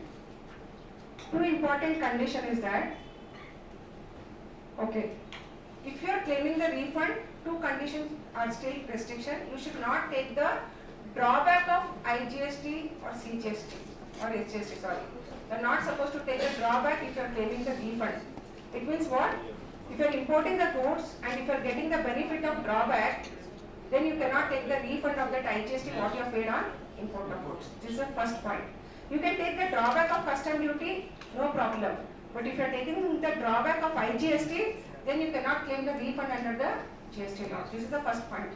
Second point is, if you are paying the export duty, if your goods are liable for export duty, then you cannot claim the refund under the GST law. You got the point? What are the two conditions? One is, you should not claim the drawback on your of IGST or CGST or HGST, whatever it is. Can you on the explain import drawback? goods. Drawback, that word. What is drawback is, whenever you are importing the goods under the custom law, if you are using that for your manufacture of goods which are exported, then you are getting a drawback under the customs law, right? Some 80%, 90%, 92% depending upon the period and the process of your manufacture. If you are claiming, or you cannot take two benefits. You cannot take drawback also under the customs law, you cannot take refund under the GST law. So if you are taking a drawback of taxes, this is IGST taxes or CGST taxes, then you cannot take the refund of those taxes. That is what. I think they don't want to give the double benefit. How we have, you cannot take depreciation on tax component, you cannot take the credit of tax component. Similarly for drawback and similarly they have compared here. So this is the first condition. Second condition is that whenever you are exporting those goods and if it is liable for export duty, you cannot claim the refund under this GST. Am I clear? Export duty, there are some goods which are still covered, very few goods are there. Some tea powder is there, some scrap is there. If it is liable for export duty, then you cannot claim the refund under the GST law, right? So these are the two conditions which has been specified in section 54, subsection 3 of your CGST Act. So whenever many of us has asked us, Madam, our department is rejecting our refund, saying that you have already claimed drawback of your IGST. So please, before applying the refund, please test check whether you are fulfilling all the conditions which have been specified in the law, right? So these are the two conditions which you have to remember whenever you are looking into this aspect of refund, claiming the refund. Next. What is the procedure? Now let us go to the procedure, how to apply for refund. Some of you might have already applied for refund, yes? Yes or no? How many would have already applied refund? Apply ಮಾಡಿಲ್ಲ ಅಂದ್ರೆ ಹೇಗೆ ಮಾಡಬೇಕಂತ ನಾನು just ಮಾಡಿದಿರಲ್ಲ. How to apply for refund? Please understand. Many I have seen in few of the instances client come to us after 3 years, 4 years. Madam, ಇಷ್ಟು credit ಇದೆ ನನ್ನ credit leisure ದಲ್ಲಿ ಏನು ಮಾಡಬೇಕು ಗೊತ್ತಾಗ್ತಾ ಇಲ್ಲ. So there is an option for you. What is the option? You can take the refund of those taxes. It will help you out for your working capital. On one hand, in your balance sheet, you are showing export of goods or services. On another hand, so much huge amount is lying in your electronic credit ledger. Yes or no? So if you claim there is no mandatory that you have to claim refund. But if you claim the refund, it will be like a working capital for you and you can use it for your further transactions. There is a time limit of 2 years. What is the time limit to claim the refund? 2 years from the relevant date, right? So you have to claim the refund within 2 years. You can claim in for the 1 year one application, or you can claim monthly, or you can claim consolidated, or you can claim quarterly. There is no such like that. Whichever way you want to claim the refund, you can claim the refund. The form specified is RFD 01. RFD 1 is your application. RFD 2 is your acknowledgement, saying that yes, you have filed the refund. RFD 3 is your deficiency memo. What is the deficiency memo? Saying that these are the documents which are due. which is incomplete, which is not received. Once the deficiency memo is received, what you have to do? You have to again file the refund applications. Correct those deficiencies and again file one more refund application. Got the point? So once RFP 1 is filed, RFP 2 is acknowledgement is got, then you will get an RFP 3. RFP 3 deficiency memo ಬಂದ್ರೆ ಅದಕ್ಕೆ ನಾವು fresh application ಮಾಡಬೇಕು. ಅದು correction ಮಾಡಿ ಮತ್ತೆ application fresh ಆಗಿ apply ಮಾಡಬೇಕು. Right? ಅರ್ಥ ಆಯ್ತಾ? So this is what they are saying it for this. ಆಮೇಲೆ ಏನು ಡಾಕ್ಯುಮೆಂಟ್ಸ್ ಕೊಡಬೇಕು, I think this is self explanatory. ನೀವು ಇದು ಪ್ರೆಸೆಂಟೇಷನ್ ಶೇರ್ ಮಾಡ್ತೀನಿ. ಸೊ ನಿಮಗೆ ಈ ರೆಫರ್ ಮಾಡ್ಬೋದು ಏನೇನು ಡಾಕ್ಯುಮೆಂಟ್ಸ್ ಬೇಕಾಗುತ್ತೆ. ಬಟ್ ಫಾರ್ಮ್ ನೆನ್ಪಿಟ್ಕೊಂಡ್ಬಿಡಿ. ರೈಟ್? ಆಮೇಲೆ ಎಕ್ಸ್ಪೋರ್ಟ್ಸ್ ಅಲ್ಲಿ 90% ರಿಫಂಡ್ ಆಕ್ಚುಲಿ ಅವರು 7 days ಅಲ್ಲಿ ಕೊಡಬೇಕು, ಬಟ್ ಕೊಡಲ್ಲ. Actually as per the law they are suppose to give within 90% 7 days ಅಲ್ಲಿ ಕೊಡಬೇಕು. 10% ನೀವು ರಿವ್ಯೂ ಆದ್ಮೇಲೆ ಬ್ಯಾಲೆನ್ಸ್ ಕೊಡಬೇಕು. ಬಟ್ ಜನರಲ್ ಆಗಿ ಆ ಥರ ಕೊಡ್ತಾ ಇಲ್ಲ. They are dispersing the 100% only after the total verifications. Right? So this is what is there. And letter of undertaking ಅಲ್ಲಿ ಅಮೆಂಡ್ಮೆಂಟ್ ಆಗಿದೆ. Just I wanted to bring this is a recent amendment. ನಾವು ಏನು undertaking ನಾವು ಬರೀತಾ ಇದೀವಿ export refund application ಮಾಡೋ ಟೈಮಿಗೆ, please change it. There is a recent circular which has given a format of your letter of undertaking. You have to give an undertaking to the government saying that what? I here undertake to pay back to the government the amount of refund sanction along with the interest in case it is found subsequently that requirement are not fulfilled. ಅಂದ್ರೆ ನಾನು ಏನಾರೇ wrong credit very smartly government has come with letter of undertaking. ಬರಿದೇ ಇದ್ರೆ ಅವ್ರು ಹಿಂಸೆ ಮಾಡಿ ತಗೋತಾರೆ, ಅದು ಮಾಡ್ತಾರೆ. ಆಮೇಲೆ ಏನ್ ಹೇಳ್ತಾರೆ, 2B ದಲ್ಲಿ ಇದ್ರೇ ಕ್ಲೇಮ್ ಮಾಡ್ಬೇಕಂತ ಇನ್ನೊಂದು ಸರ್ಕ್ಯುಲರ್ ಬಂದಿದೆ. ಅಂದ್ರೆ ನೀವು 2B ದಲ್ಲಿ ಇಲ್ಲ ಅಂದ್ರೆ ನೀವು ಕ್ಲೇಮ್ ಮಾಡ್ಲಿಕ್ಕೆ ಆಗಲ್ಲ. ಸೊ ಫಸ್ಟ್ 2B ದಲ್ಲಿ ಇರಬೇಕು, ಆಮೇಲೆ 3B ದಲ್ಲಿ ಇರಬೇಕು, ಆಮೇಲೆ RFP 1 ಗೆ ಹೋಗ್ಬೇಕು. ನೀವು 2B ದಲ್ಲಿ ಇಲ್ಲ ಅಂದ್ರೆ please don't apply for refund. There is a circular for that. So be careful. Undertaking ಕೊಟ್ರೆ ಏನಾಗುತ್ತೆ, it means you are assuring. So don't celebrate any order. Don't celebrate any refund. Oh, the refund was to I am very happy. No. Government has been given the power to issue the notice against the erroneous refund. What is the time limit? 3 years from the erroneous refund date. They can issue the notice under 73 and under 74 they can issue the notice within 5 years. Government ದುಡ್ಡು ಕಮ್ಮಿ ಬಿದ್ದಾಗೆಲ್ಲ ಅಷ್ಟೇ ಅದು notice ಬರ್ಬೋದು. ನಾವು ಏನೋ refund ಬಂದಿದೆ, ನಮ್ಮ account credit ಆಗಿದೆ. Madam, Don't celebrate. they will give 6% interest on the refund, sir.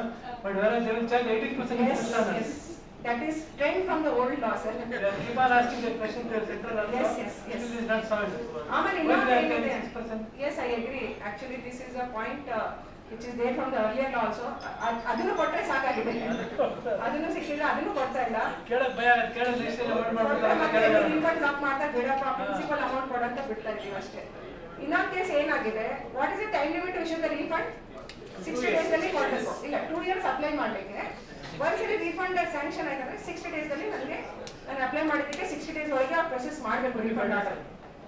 But practically ಏನಾಗ್ತಾ ಇದೆ, ಅವ್ರು 60 days ಆದ್ಮೇಲೆ ಅವ್ರು ರೀಫಂಡ್ ಕೊಟ್ಟರೆ ನಿಮಗೆ ರೈಟ್ ಇದೆ ನಮಗೆ ಇಂಟ್ರೆಸ್ಟ್ ಜೊತೆ ಕೊಡಿ ಅಂತ ಹೇಳಿ. ಸೊ ಏನಾಗ್ತಾ ಇದ್ದು, ತುಂಬಾ ಕಡೆ ಜನ ಅಪ್ಲೈ ಮಾಡಿದಾಗೆ ಗವರ್ಮೆಂಟ್ ಏನ್ ಮಾಡ್ಬಿಟ್ರು, ಅಮೆಂಡ್ಮೆಂಟ್ ತಗೊಂಡ್ ಬಂದ್ಬಿಟ್ರು ಲಾದಲ್ಲಿ.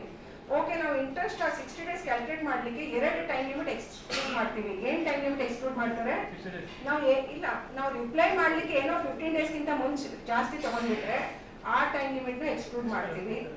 ಅರ್ಥ ಆಯ್ತಾ? ನಾವು ಏನೋ ಅವ್ರು ನೋಟಿಸ್ ಕೇಳಿದ್ದಕ್ಕೆ ನಾವು ಅದಕ್ಕೆ ರಿಪ್ಲೈ ಮಾಡ್ಲಿಕ್ಕೆ ಏನೋ ಟೈಮ್ ತಗೊಂಡ್ರೆ ಆ ಟೈಮ್ ಎಕ್ಸ್ಕ್ಲೂಡ್ ಆಗುತ್ತೆ 60 days ಕ್ಯಾಲ್ಕುಲೇಟ್ ಮಾಡ್ಲಿಕ್ಕೆ. ಅಥವಾ ಏನೋ ಟೆಕ್ನಿಕಲ್ ಗ್ಲಿಚ್ ಆಗಿ ಇನ್ಫಾರ್ಮೇಶನ್ಸ್ ಆದ್ರೆ ಅದನ್ನು ಟೈಮ್ ಎಕ್ಸ್ಕ್ಲೂಡ್ ಆಗುತ್ತೆ. It means smartly government has shed ಇದು 2 ಟೈಮ್ ಎಕ್ಸ್ಕ್ಲೂಡ್ ಆದ್ಮೇಲೆ 60 days ಕ್ರಾಸ್ ಆದ್ಮೇಲೆ ನಾವು ಇಂಟ್ರೆಸ್ಟ್ ಕೊಡ್ತೀವಿ ಅಂತ ಹೇಳಿ. ಅದರ್ವೈಸ್ ಅರ್ಲಿಯರ್ ಏನಾಗ್ತಾ ಇತ್ತು, 60 days ಕ್ರಾಸ್ ಆಯ್ತು, we use to write letter to the government, please give us along with the interest because you have not sanctioned the interest.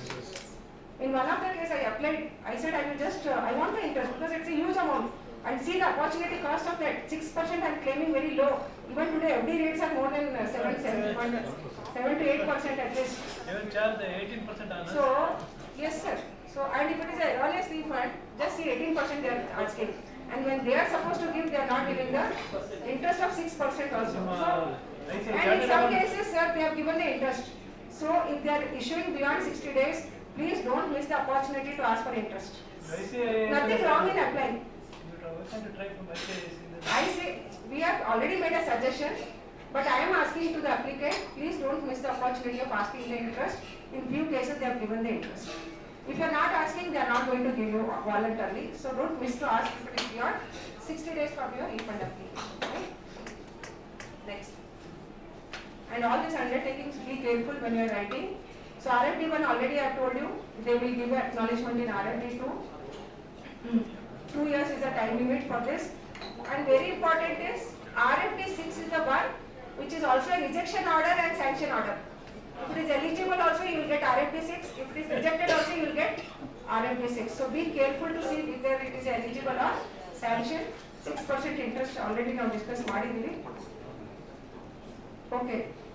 One more is if you are exporting with payment of taxes, ಅವಾಗ ಏನು application ಮಾಡೋದು ಬೇಕಾಗಿಲ್ಲ. Are you able to get? ಅವಾಗ ಏನು ಮಾಡಬೇಕು ನಾವು? ನಮ್ಗೆ ಏನು GSTR 1 ಅಲ್ಲಿ ನಾವು ಏನು ಡಿಕ್ಲೇರ್ ಮಾಡಿದೀವಿ ನಮ್ಮ ಟೇಬಲ್ 6A ದಲ್ಲಿ, that will itself will become integrated with your iState portal. Automatic ಆಗಿ ನಿಮಗೆ refund ಬರುತ್ತೆ. ಅಲ್ಲಿ ಏನು separate process ಮಾಡೋದು ಬೇಕಾಗಿಲ್ಲ. Where it is, wherever you are exporting with payment of taxes. So your GSTR 1 should be correct. Your GSTR 3B should be correct. Disclose the export transaction. Disclose how much tax you have paid it. It will get integrated with iState portal and automatically your refund will be credited to your account. Right? So with payment of taxes, these are the forms which you have to look. Export invoices with table GSTR 1, table 6A and GSTR 3B. These are the two forms you have to look into that. Right? So I think these are, I will not go much into that. This is quite self-explanatory. And very important is whenever you are applying for, these are the documents which you have to keep ready. One is you have to give the statement of your purchases, statement of your input tax credit, reconcile with your 2P. Right? Don't give 100 invoices to the refund authority. Not required. Don't give invoices copy. Only if they are asking, give the invoices copy. Otherwise, make a statement of purchases. Make the statement of inward supplies, see how much credit you are eligible and reconcile with your 2B. Only to that extent you are supposed to give the amount to the declaration to the government. The second is how much you are realized. Your this what I can say foreign inward remit FIRC copies. I think few banks are not giving today FIRC copy. Take some bank statement and take some letter from them that we have realized this amount. In few banks we are seeing that they are not giving FIRC copies. So in that case, we will take other alternative. That statement also should be given to the government. Right? So along with the refund application, give all these details to prove that you have realized this amount. And very important is if they are issuing the show cause notice. Many times we apply, we don't know what is this. RFD 8 is the show cause notice. Government will give you the show cause notice. Once a show cause notice ಕೊಟ್ಬಿಟ್ರೆ ನಮಗೆ withdraw ಮಾಡ್ಲಿಕ್ಕೆ ಆಗಲ್ಲ. Show cause notice ಗಿಂತ ಮುಂಚೆ ನಮ್ಗೆ ಏನೋ ಮನಸ್ಸು ಬಂತು, ಇಲ್ಲಪ್ಪ ನಾನು ವಿಡ್ರಾ ಮಾಡ್ತೀನಿ, ನಾನು ಬೇಡ ರೀಫಂಡ್ ಅಂದ್ರೆ you have to withdraw only before show cause notice. ಒಂದ್ಸರಿ ಶೋ ಕಾಸ್ ನೋಟಿಸ್ ಬಂದ್ರೆ ಅವ್ರು ಆರ್ಡರ್ ಪಾಸ್ ಮಾಡಲೇಬೇಕು.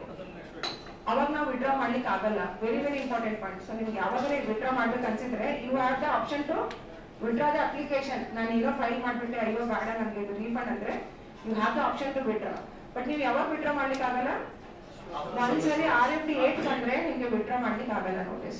ನೀವು ಅವ್ರೇನೋ ನೆಗೆಟಿವ್ ಆರ್ಡರ್ ಪಾಸ್ ಮಾಡಿದ್ರು you have to accept and go for appeal. You cannot withdraw the application. So very important point for show cause notice. Right? ಆಮೇಲೆ ಯಾವಾಗಲೂ refund online ಬರುತ್ತೆ, manually ಯಾವಾಗಲೂ ಬರಲ್ಲ. ಚೆಕ್ ಕೊಡಲ್ಲ, DD ಕೊಡಲ್ಲ, ಯಾವಾಗಲೂ ಆನ್ಲೈನೇ ಕ್ರೆಡಿಟ್ ಆಗುತ್ತೆ ನಿಮ್ಮ ಅಕೌಂಟಿಗೆ. I think this we have discussed. ಆಮೇಲೆ in case export duty we have already discussed this. Next is ನಿಮಗೆ relevant date ಯಾವಾಗ ಆಗುತ್ತೆ. In case if it is exported by sea or air, date of letter of origin, right? ಆಮೇಲೆ goods exported by land ಇಗಾದ್ರೆ date on which goods pass the frontiers, and goods is exported by the post, date of dispatch by post office. ಅವಾಗಿಂದ 2 years ತಗೋಬೇಕು ನಾವು, right? So these are the relevant dates which you should know for export of goods. And for export of services they have given what is the relevant date. If it is a date of receipt of payment of foreign exchange where the supply of services completed prior to the receipt. So I think this you can see what is the relevant date for your export of services. From that day it will be 2 years to calculate your refund.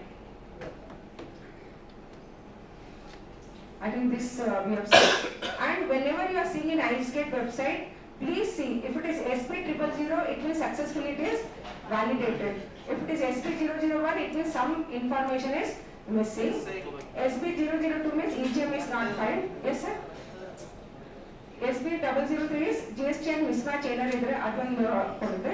SP004 is record already received and validated. SB005 is invalid invoice number and SB06 is gateway EHMS. So these are the certain code you should know whenever you are looking for export, whether it is status in your iState. Sometimes you will say, why refund is not received. Then please check what is the issue with that in the iState website. Now I think one more issue I have already told you, in Indian rupees wherever it is permitted by RBI, there is an exemption for supply to Nepal or Bhutan. There are few of our entities who are supplying to Nepal and Bhutan, for them it is given that they can get it in Indian rupees if it is permitted by RBI. Now this is one more interesting I want to discuss with the members here is, yes, sir.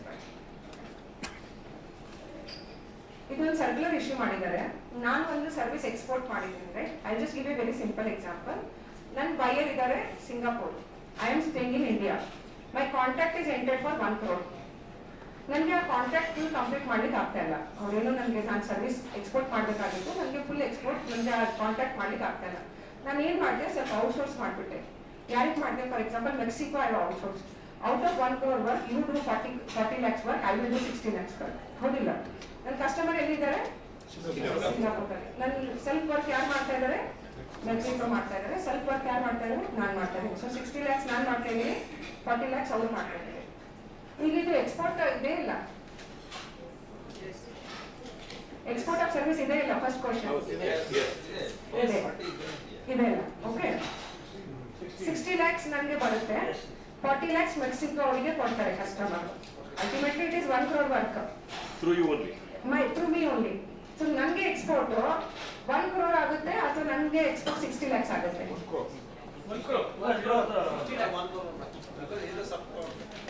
crore ಆಗುತ್ತೆ. Okay, You are billing 1 crore, right? yes, I am billing 1 crore. Then that becomes 1 crore. Yes, 1 point. Second point, ನನಗೆ full 1 crore ಕೊಡ್ತಾರೆ, ನಾನು ಅವರಿಗೆ 40 lakhs ಕೊಡ್ತೀನಿ. ಅವಾಗ ಏನಾಗುತ್ತೆ? Import. Importing of service. Import of service. So ನನಗೆ ಎಷ್ಟು ಇಂಪೋರ್ಟ್ ಆಯ್ತು? 40 lakhs. ನಾನು ಎಷ್ಟು ಎಕ್ಸ್ಪೋರ್ಟ್ ಮಾಡಿದೆ? 60 lakhs. So whether he is receiving or I am receiving, this transaction is a import of services. Got the point? So this is what is clarified in circular 78/52/2018. Very simple way I have tried to see. If you read the circular, it is very self-explanatory. So effectively only 20% you are eligible for the export. For what? Because to the extent what I have used for export, to the extent of 60 lakhs. 60 lakhs, but minus 40 lakhs.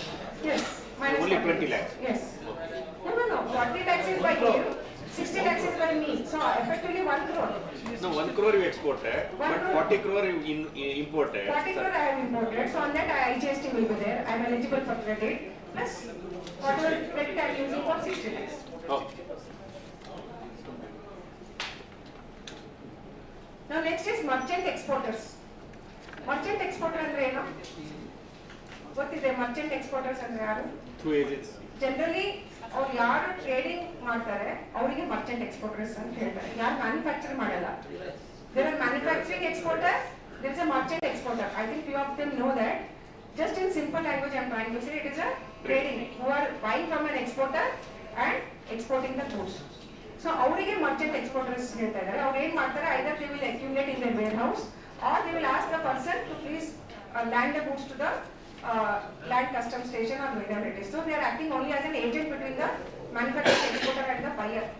So ಅವಾಗ earlier ಲಾದಲ್ಲಿ ಏನಿತ್ತು, exemption ಇತ್ತು, ಏನು tax payment ಮಾಡೋದು ಅಷ್ಟು concession ಇರಲಿಲ್ಲ. But GST ಲಾದಲ್ಲಿ ಏನ್ ಹೇಳಿದ್ದಾರೆ, ಇಲ್ಲ ಆ ಟ್ರಾನ್ಸಾಕ್ಷನ್ ಇನ್ನು 0.1% ಕಟ್ಟಲೇಬೇಕು. ಎಷ್ಟು taxes? 0.1%. 0.01 sorry 0.1%. So 0.05 is your CGST and SGST. As a exporter ನಾನು 0.1 ಮಾಡಿದ್ರೆ ನನ್ನ ಕಡೆ ಇಷ್ಟು ಇನ್ಪುಟ್ಸ್ ಇರುತ್ತೆ, ಹೌದಿಲ್ಲ? ನನ್ನ ಕಡೆ ಇನ್ಪುಟ್ ಅಕ್ಯುಮುಲೇಟ್ ಆಗುತ್ತೆ, ಬಟ್ ಔಟ್ಪುಟ್ ನಂದು ಎಷ್ಟಿದೆ? Output is how much? It is only by 0.1%. So ಅವಾಗ what law has stated, okay as a exporter ನಾನು ಆಕ್ಚುಲಿ ನನ್ನ ಕಡೆ ಎಷ್ಟು ಇನ್ಪುಟ್ಸ್ ಇದೆ, ಬಟ್ ನನ್ನ ಔಟ್ಪುಟ್ ಇರೋದು ಬರೀ 0.1%. ಸೊ ಅವ್ರು ಏನ್ ಹೇಳಿದ್ದಾರೆ, okay the person who is exporting can claim the refund under what? As a inverted duty structure ಅಂತ ಹೇಳಿ, not as an export. What I will take it as a inverted duty structure. Why? Because my inputs are more than my output rate. My output rate is only 0.1%. My inputs are either at 5% or 12% or 18%. So accordingly, I can claim the refund. One aspect. Second aspect is, as a merchant exporter, ನಾನು ಎಷ್ಟು ಕಟ್ಟಿದ್ದೀನಿ 0.1% ಕಟ್ಟಿದ್ದೀನಿಲ್ಲ ನನ್ನ ವೆಂಡರಿಗೆ. So I am also eligible to claim the refund of how much? 0.1%. It means government indirectly is giving the refund, but at the initial point of time, it is levying the tax at 0.1%. ಅವ್ರ exemption ಕೊಡ್ಬೋದಾಗಿತ್ತು, ಹೌದಿಲ್ಲ? ಸುಮ್ಮನೆ tax ಹಚ್ಚಿ ಮತ್ತೆ ನಾನು refund, ಆ process ಈ application ಇಷ್ಟು 10%, 20%, I know, but this is what the process of law today. Notification.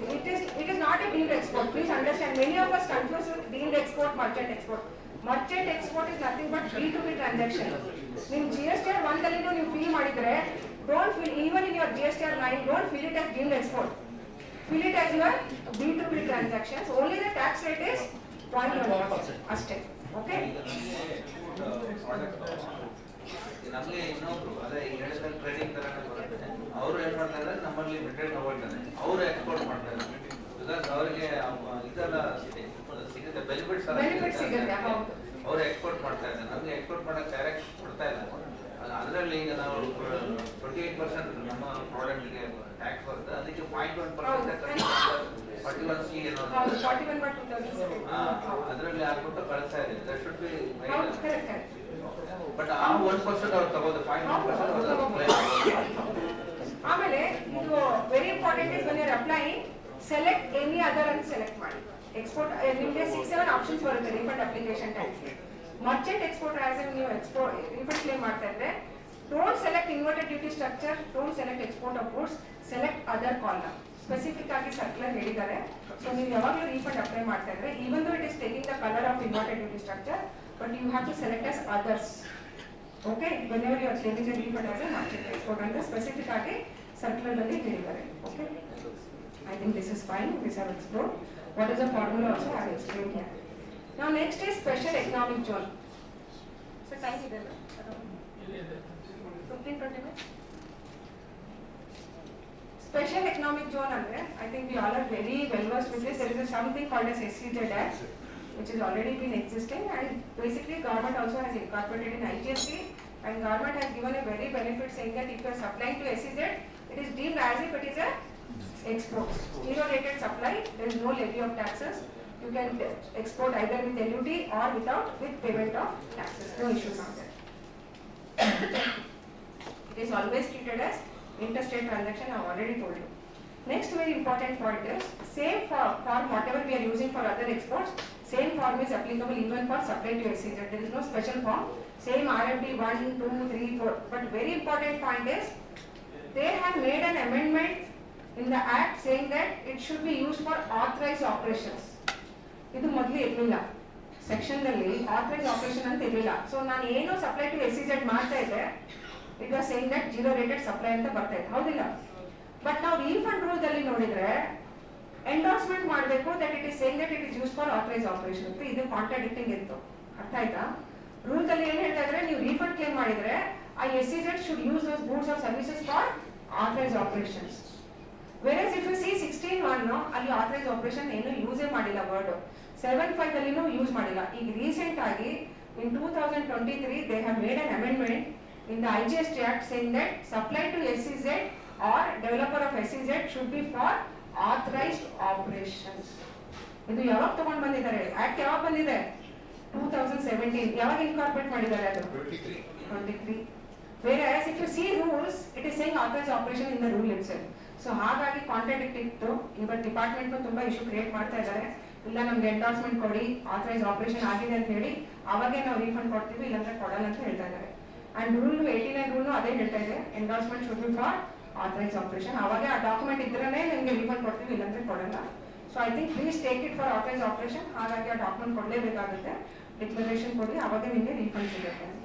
Okay, next is ಅದು ದುಡ್ಡೆಲ್ಲ ಬಂದಿದೆ. I think the statement, all this date of invoices ಎಲ್ಲ ಇದು ಎಲ್ಲ ಡೀಟೇಲ್ಸ್ ಆಫ್ ಪೇಮೆಂಟ್ ಅದೆಲ್ಲ ಹಾಕಿ I just try to highlight which is the important part. Next is even unregistered person also can supply to SEZ. Not only registered person, even unregistered person also can supply to SEZ, ಅವಾಗೆ ಅವ್ರು compulsory registration ತಗೋಬೇಕು. ಅರ್ಥ ಆಯ್ತಾ?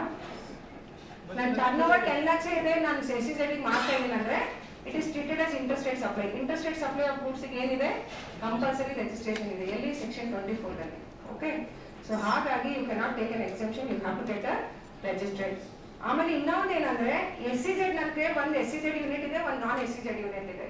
I have to take a separate registration for SEZ unit, separate registration for non-SEZ unit. This has been specified in Rule 10 of your CGST rules. Next, whether e-way bill is required. ನಾನು detail in the SEZ goods ತಗೊಂಡು ಹೋಗ್ತಾ ಇದ್ದೀನಿ. e-way bill ಬೇಕಾ? It is required. About 50,000. Whether it is to SEZ also it is required unless it is exempted, right? So it is required. ಆಮೇಲೆ ಇದು I think short term accommodations ಇದೆಲ್ಲ advance ruling. I think money of you know ಹೋಗ್ತೆಗೆ ಅದು ಅವಾಗ authorise operation ಇರಲಿಲ್ಲ. So ಹಾಗಾಗಿ ಅವ್ರು ಏನು ಹೇಳಿದ್ರು, okay supply to SEZ liable for IGST, you can take the benefit of zero rated ಅಂತ ಇತ್ತು. ಆಥರೈಸ್ ಆಪರೇಷನ್ ಅಂತ ಯೂಸ್ ಮಾಡಿದ್ದಾರೆ. ಸೆಕ್ಷನ್ ಅಲ್ಲಿ ಇರಲಿಲ್ಲ, but advance ruling have already said that if it is for authorise operation you can take the benefit of zero rated supply ಅಂತ ಹೇಳಿದ್ದಾರೆ. Next authorise operation ಅಂದ್ರೆ it should be use for that purpose only. ನೀವು ಏನ್ activity ಮಾಡ್ತಾ ಇದ್ದೀರಾ SEZ ಅಲ್ಲಿ, ಆ ಆಕ್ಟಿವಿಟಿಗೆ ಅದು ಕೋರಿಲೇಷನ್ ಇರಬೇಕು. If it is not correlating to your operation what you are conducting in SEZ, then it is not used for your authorized operation. It is for administration work ಆಯ್ತು ಅಥವಾ outside the authorized operation. ಮೊದಲು ಏನಿತ್ತು, ನಾವು ಏನ್ ತಗೊಂಡ್ರೂ okay for SEZ ಇತ್ತು, ಈಗ specific ಆಗಿ restriction ಹಾಕಿದ್ದಾರೆ. This was there in service tax law also. Similarly they brought in GST laws, right? ಈಗ ಇನ್ನೊಂದು ಏನಂದ್ರೆ, ಇದು ಒಂದು ಇಲಿಸ್ಟ್ರೇಷನ್ ನೋಡಿ, very interesting illustration. DTA vendor ಅಂದ್ರೆ ರೆಗ್ಯುಲರ್ ವೆಂಡರ್. ನಾನೇನ್ ಮಾಡ್ತೀನಿ, ಇನ್ನೊಂದು DTA ವೆಂಡರ್ಗೆ ಸೇಲ್ ಮಾಡ್ತೀನಿ, ಅವಾಗ ಏನ್ ಟ್ಯಾಕ್ಸ್ ಹಾಕ್ತೀನಿ, CGST. ನಾನು ಆಮೇಲೆ ಏನ್ ಮಾಡ್ತೀನಿ, supply to who, supply to SEZ, ಅವಾಗ ಏನಾಗುತ್ತೆ, ಅದು ರೇಟೆಡ್ ಆಗುತ್ತೆ. ಆಮೇಲೆ ಮತ್ತೆ Bangalore to Bangalore or DTA to DTA it is always taxes, but it is going to outside Mumbai, it is IGST. Whether it is Bangalore or Mumbai, always the tax will be IGST. That is what I want to bring out from this illustration. Next, third illustration is Bangalore to Mumbai. Hodre ya tax barutte? IGST. Again from Mumbai to Bangalore, IGST. Simple. So whether it is intra or inter, it is always IGST for SEZ. Now next is DTA vendor is given to SEZ. DTA vendor ಎಲ್ಲಿದ್ದಾರೆ? Bangalore ಇದ್ದಾರೆ. SEZ is also in Bangalore, so IGST. Bangalore to Bangalore, Bangalore to Mumbai, I think the same example I am trying to bring. From SEZ to DTA I am saying. What was my earlier example? DTA to SEZ. Now SEZ is given to a DTA. Aವಾಗ ಏನಾಗುತ್ತೆ, it will become like a import of goods to whom? ಯಾರಿಗೆ import of goods ಆಗುತ್ತೆ? DTA ಆಗುತ್ತೆ. Because whenever I am procuring the goods from SEZ, it is like a import of goods. Once it is import of goods, what document I should file? ಯಾವ document file ಮಾಡ್ಬೇಕು ನಾನು import of goods ಗೆ? Bill of entry. ನಾನು ಯಾವಾಗಲೂ import ಮಾಡಿದಾಗ ಏನ್ ಮಾಡ್ತೀನಿ, bill of entry. So same document I should use it whenever I am importing from SEZ. What the point? So this will be like import of goods, and which tax I will be paying? Clear? So I think this is what I have to bring out here. So very simple to understand. From SEZ to DTA is always considered as import of goods by DTA, and IGST is payable at the time of filing bill of entry. But if it is a services, then who should pay? Who should pay? It should be SEZ who should pay the IGST, right? It is not treated as import of service. It will be liable to IGST as a supply of goods by SEZ, and it will be treated as interstate transactions. What the point, the difference between goods and services? If it is goods, what will happen? It will become as a import of goods to the DTA. But if it is a services, it will become as a, it is liable for IGST to whom? SEZ itself, not to the DTA, right? So this is the difference between goods and services by SEZ. Whether LUT is required, I think this we have discussed. So HICS, somebody was asking, what is the implication? Now all these transactions are taken in third schedules, which is neither supply of goods nor supply of services. So this also is covered. HICS, they have made an amendment. It is from retrospective 1/7/2017, and accordingly there is no implication of taxes on HICS transactions. If you are not fulfilling the conditions, then it will amount to interstate transactions and will be liable to taxes.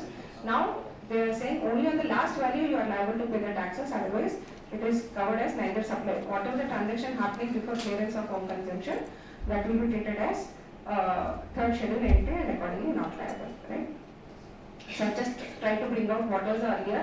Why I have brought out is because they have already brought a clarification saying that if you have already paid the taxes, you cannot claim the refund. But if you have not paid the taxes, not required to pay the taxes. So Papa, whoever has paid the taxes, they lost the opportunity to claim the refund of taxes. That is what amendment they have brought out in 2023. So all this third schedule transaction, if you have already paid, you cannot. So this is what I have brought out. Amendment is happened in 1/2/2019, saying that it is neither supply of goods nor supply of services, right? So even though it is neither so, you cannot apply for refund. Government is very clear on this, right? Next we have a concept of deemed export. I think in the beginning itself I told you there are two types of export. One is physical export, one more is deemed export. Not CST export, this is something called as a different, that is 48/2017 are covering 4 types of transactions which are called as deemed export for the purpose of GST. What are those 4 transactions? One is supply of goods by a registered person against advance authorization. Capital goods supplied by a registered person against EPCG authorization. So these are the transactions. Goods supplied by a registered person to a EOU, and fourth is transaction by a PSU to a banking. So there are 4 transactions which are covered in 48/17. These are the transactions which are called as deemed export transactions. Got the point? So against advance authorization, against EPCG, against supply to EOU, and one more is public sector. That 4 entities they have said that it is deemed export. Now who will claim the refund here? In case of deemed exports, for example, I am supplying to EOU. Whether EOU will claim the refund or I will claim the refund? EOU will claim? Supplier. Why not supplier? Supplier can claim it. Can you go back? Supplier can claim. We'll see. That is a suspense of the story. Go to the first. Go back. Go back. Go back. What is deemed export? Please read. It means supply of goods as may be notified. What is 147 saying? The government may, on the recommendation of the council, notify certain supplies of goods as deemed export when such goods doesn't leave India, and payment for such supplies is received in Indian rupees or foreign currency, but such goods should be manufactured in India. This is what the deemed export for the purpose of GST. Now let us see who will claim the refund. Whether the supplier who is supplying to EOU or EOU will claim the refund, or anybody, whatever it is. Now let us come to the next slide. Next.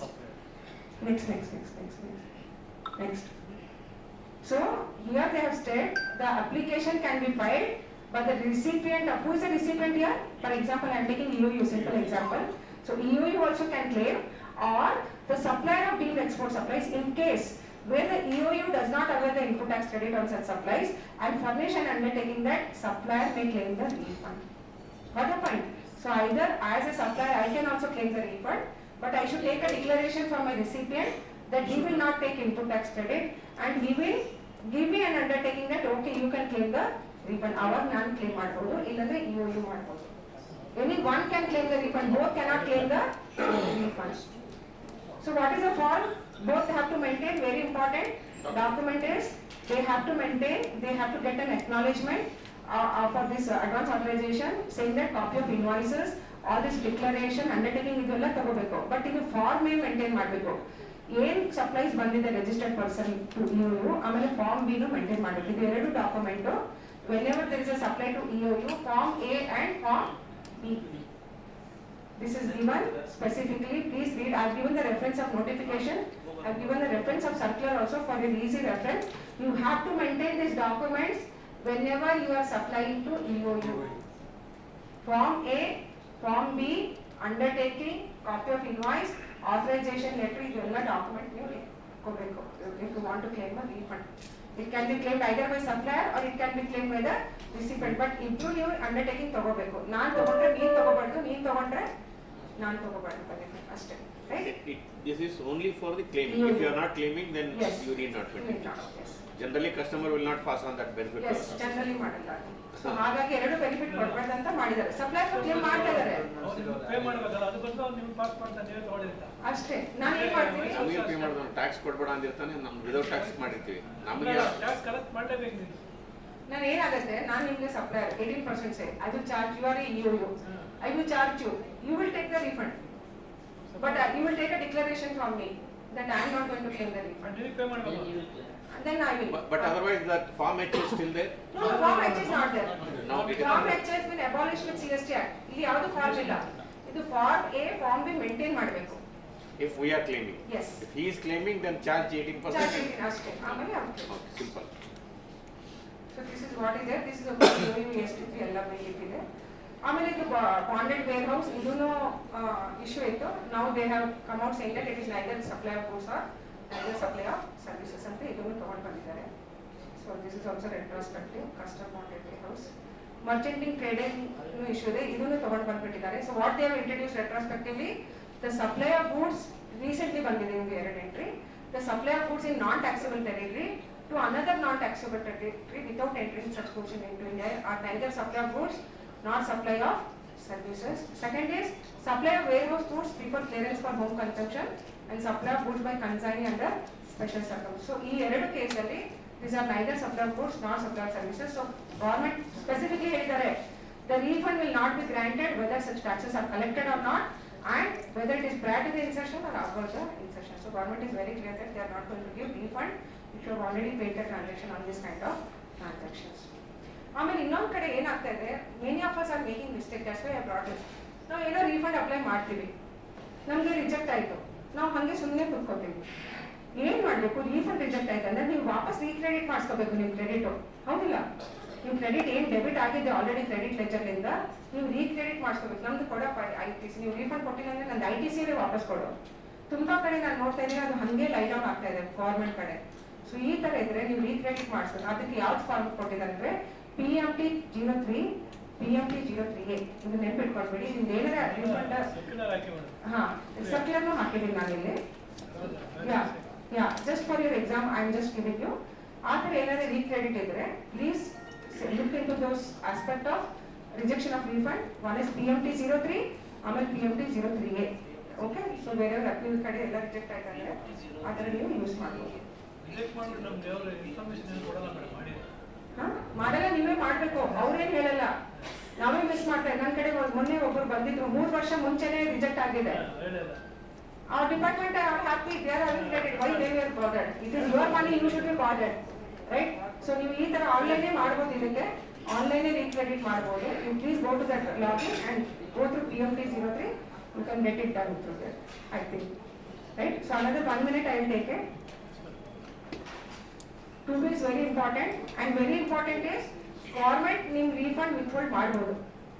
ನೀವು ಏನೋ application ಮಾಡಿದಿರಾ, apply ಮಾಡಿದಿರಾ, ಗೌರ್ಮೆಂಟಿಗೆ ಏನೋ fraud ಮಾಡ್ತಾ ಇದ್ದೀರಾ, ಸುಮ್ಮನೆ fake transaction create ಮಾಡಿ ಏನೋ refund claim ಮಾಡ್ತಾ ಇದ್ರೆ ಅಂತ ಡೌಟ್ ಬಂದರೆ ನಿಮ್ದು ರೀಫಂಡ್ ಅವ್ರು ವಿತ್ಹೋಲ್ಡ್ ಮಾಡಬಹುದು. ಅವ್ರು ಹೇಗೆ ಇಂಟಿಮೇಟ್ ಮಾಡ್ತಾರೆ ಅಂದರೆ RFP 7 ಕೊಡ್ತಾರೆ ನಿಮ್ಗೆ ಇಂಟಿಮೇಷನು. ಪಾಠದಲ್ಲಿ ಹೇಳ್ತಾರೆ ನಿಮಗೆ ನಾವು ಯಾಕೆ ವಿತ್ಹೋಲ್ಡ್ ಮಾಡ್ತಾ ಇದ್ದೀವಿ ಅಂತ ರಿಲೀಸ್ ಇಶ್ಯೂ ಹಾಕ್ತಾರೆ. ನೀವು ಅದಕ್ಕೆ ಸ್ಯಾಟಿಸ್ಫೈ ಮಾಡಿದರೆ ರಿಲೀಸ್ ಮಾಡ್ತಾರೆ ಪಾರ್ಟ್ ಬಿಲ್ಲಿಂದ, ಇಲ್ಲ ಸ್ಯಾಟಿಸ್ಫೈ ಆಗಿದ್ರೆ ನಿಮ್ಗೆ ರೀಫಂಡ್ ಸಿಗಲ್ಲ, right? So government has been given the power to withhold your refund. ನಿಮ್ದು ಏನೋ ಬೇರೆ ಇನ್ವೆಸ್ಟಿಗೇಷನ್ ನಡೀತಾ ಇದೆ, ಅಲ್ಲಿ ಏನೋ ನಿಮ್ದು ಡಿಫ್ರಾಡ್ ಮಾಡಿದ್ರಾ ಅಥವಾ ಏನೋ ಇವೇಡ್ ಆಗಿದೆ, they can hold your refund till that matter is resolved. So this will go connected with your regular transaction. So that way you have to look into this, right? So I think this was the, majorly I was trying to highlight on this aspect. 2B is very important for refund. Again 2A into ಈಗ 2B ಬಂದ. I think ಎಲ್ಲರಿಗೆ imprint ಆಗ್ಬಿಟ್ಟಿರ್ಬೋದು 2B, ಹೌದಿಲ್ಲ? It has become part of your system itself now. Anything you want to do in GST, first of all your source document should be 2B correct idra 80% of your job is very simple, you can proceed accordingly. So I think for refund also it is very important.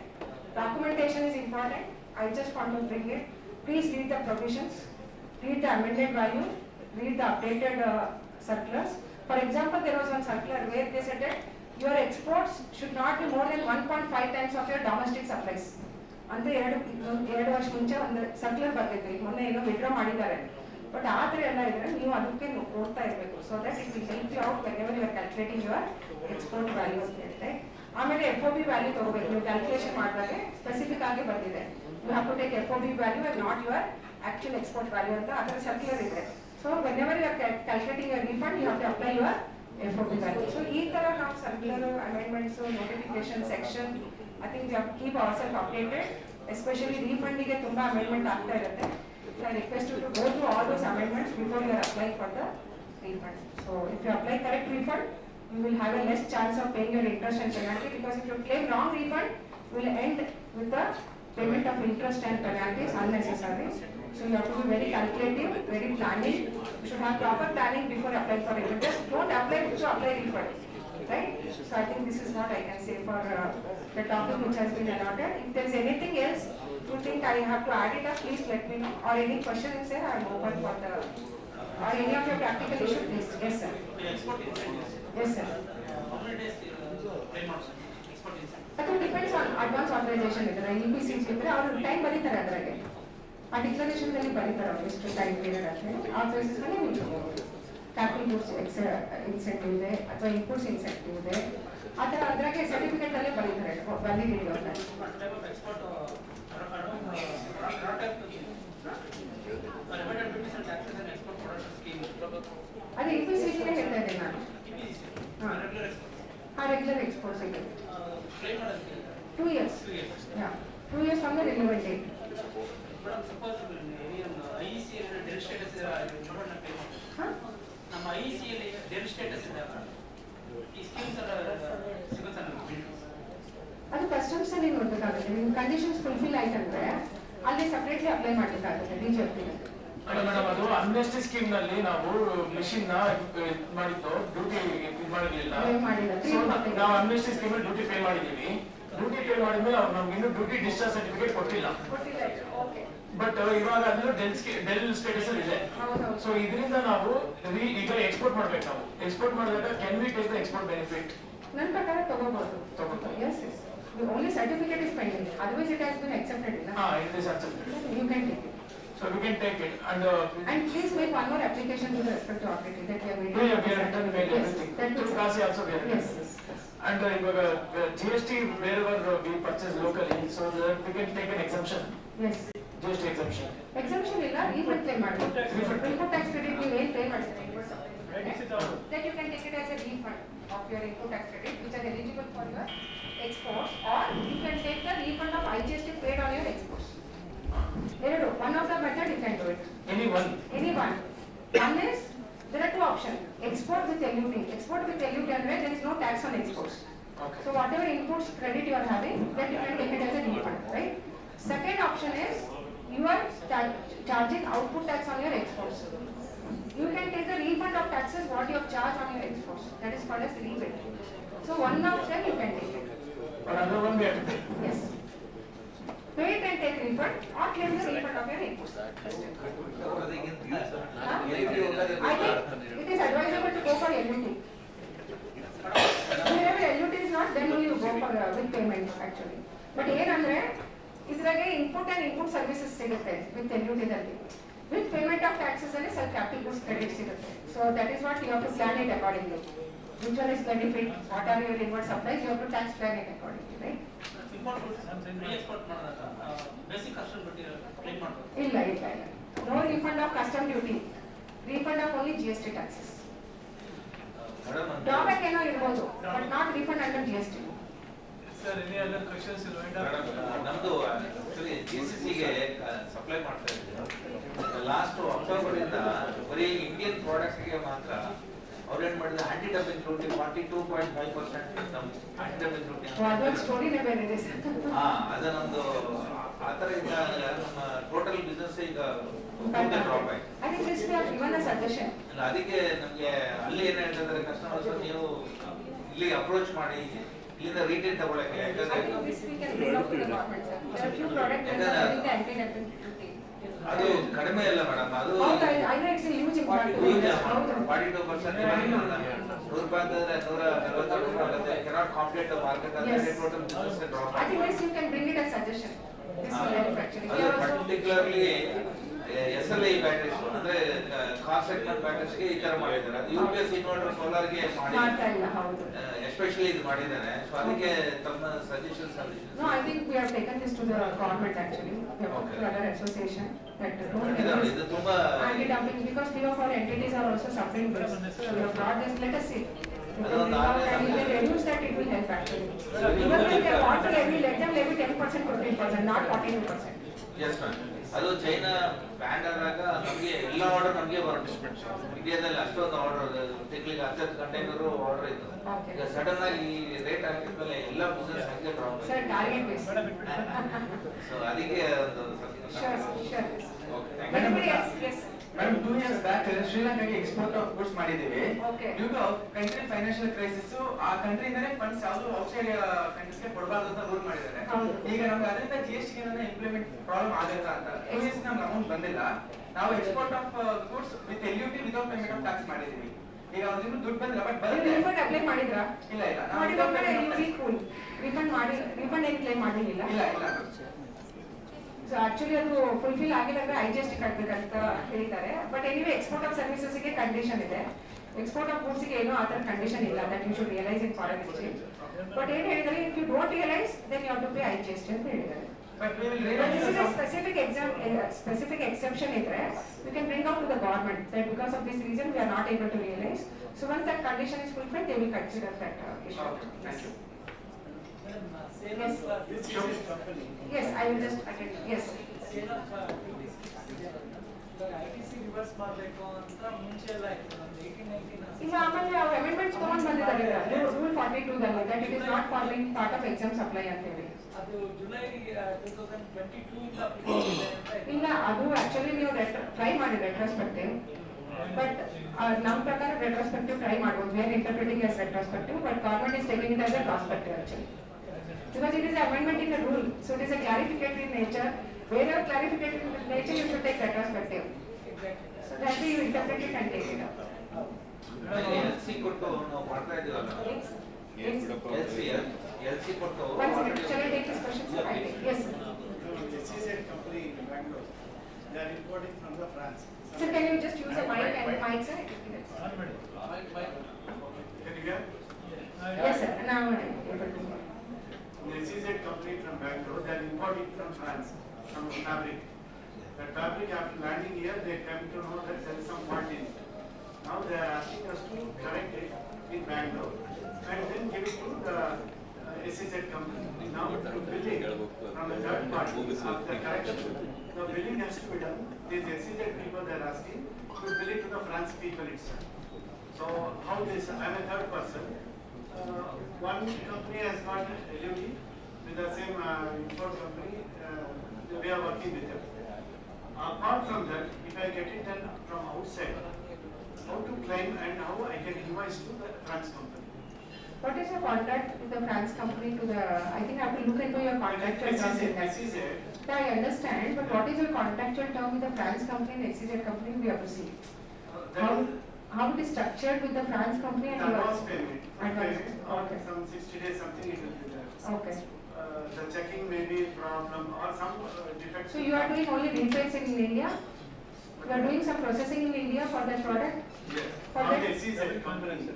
Okay. They are asking us to correct it and give it. But Okay. billing to the France company. they are- correction order ಕೊಟ್ಟಿದ್ದು ಫ್ರಾನ್ಸ್ನವರ ಅಲ್ಲ local vendor? Local, that's what I'm asking. Local people they are Then asking it is us. liable, illa. Then it is liable, processing charges. Liable. They are asking us to bill it to the Oh, France. bill it to France company. Yeah, how I should go? No, then still place of supply is in India only. Because, Yes, yes. yes, so place of supply in India means it will not be export of service. Okay, the billing to. read 13 subsection 2 and 3. To eight, Specifically 3, yes, of IGST Act. to eight. Section 13 subsection 2 and section 13 subsection 3 of IGST Act. Where they have said that if you have imported and done this processing, they have clarified on that aspect. No, billing, they are asking to, as per the billing to the. foreign It's okay, company. if you are billing to France, it will not matter. As long as you are paying the liability in India, that is enough for category. Okay, I can billing. Taxable, yes. What is the tax structure rate? I have to see what is that processing. Majorly it will be 18% only, but just check which activity you are doing there. So generally it is Generally it is 18%. oil textile major 5%. 5% processing activity you just check. It's a job work. Because there is a specific entry for job work, for textiles and all, if it is falling into that 5%. They have given which are the chapters are there under for textiles, not all the chapters are covered. So if it is covered in that chapters, it is 5%. If it is not covered in that chapter, then it will become as a veggie. So please check that in the Okay, thank you. No. It is still like that. Uma, ಹೋಗಕ್ಕಮ್ಮ. Then again it will become vegetable. Correct. He is selling the bill, it is, see, government will say whether you will give it or not, you are liable. So you can add it, don't write IGST, including your price.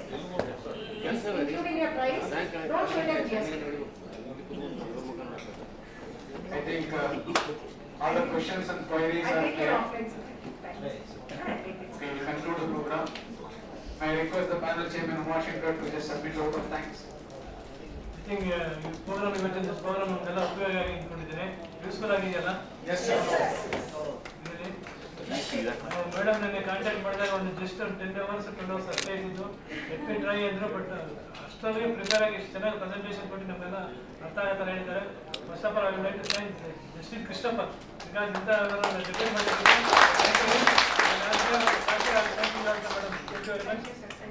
So ನಮ್ಮ office Burroughs ನಮ್ಮ cooperate ಮಾಡಿ phone connect ಮಾಡಿ permission ಕೊಟ್ಟಿದ್ದೀನಿ. ಅವರು ನಮ್ಮ committee ಪರವಾಗಿ concept ಪರವಾಗಿ thanks ಹೇಳಕ್ಕೆ ಇಷ್ಟಪಡ್ತೇನೆ. Thank you very much.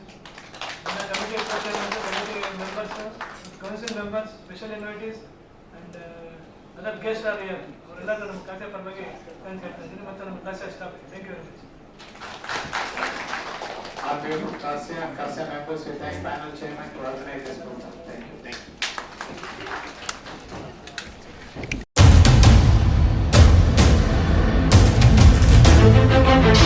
you.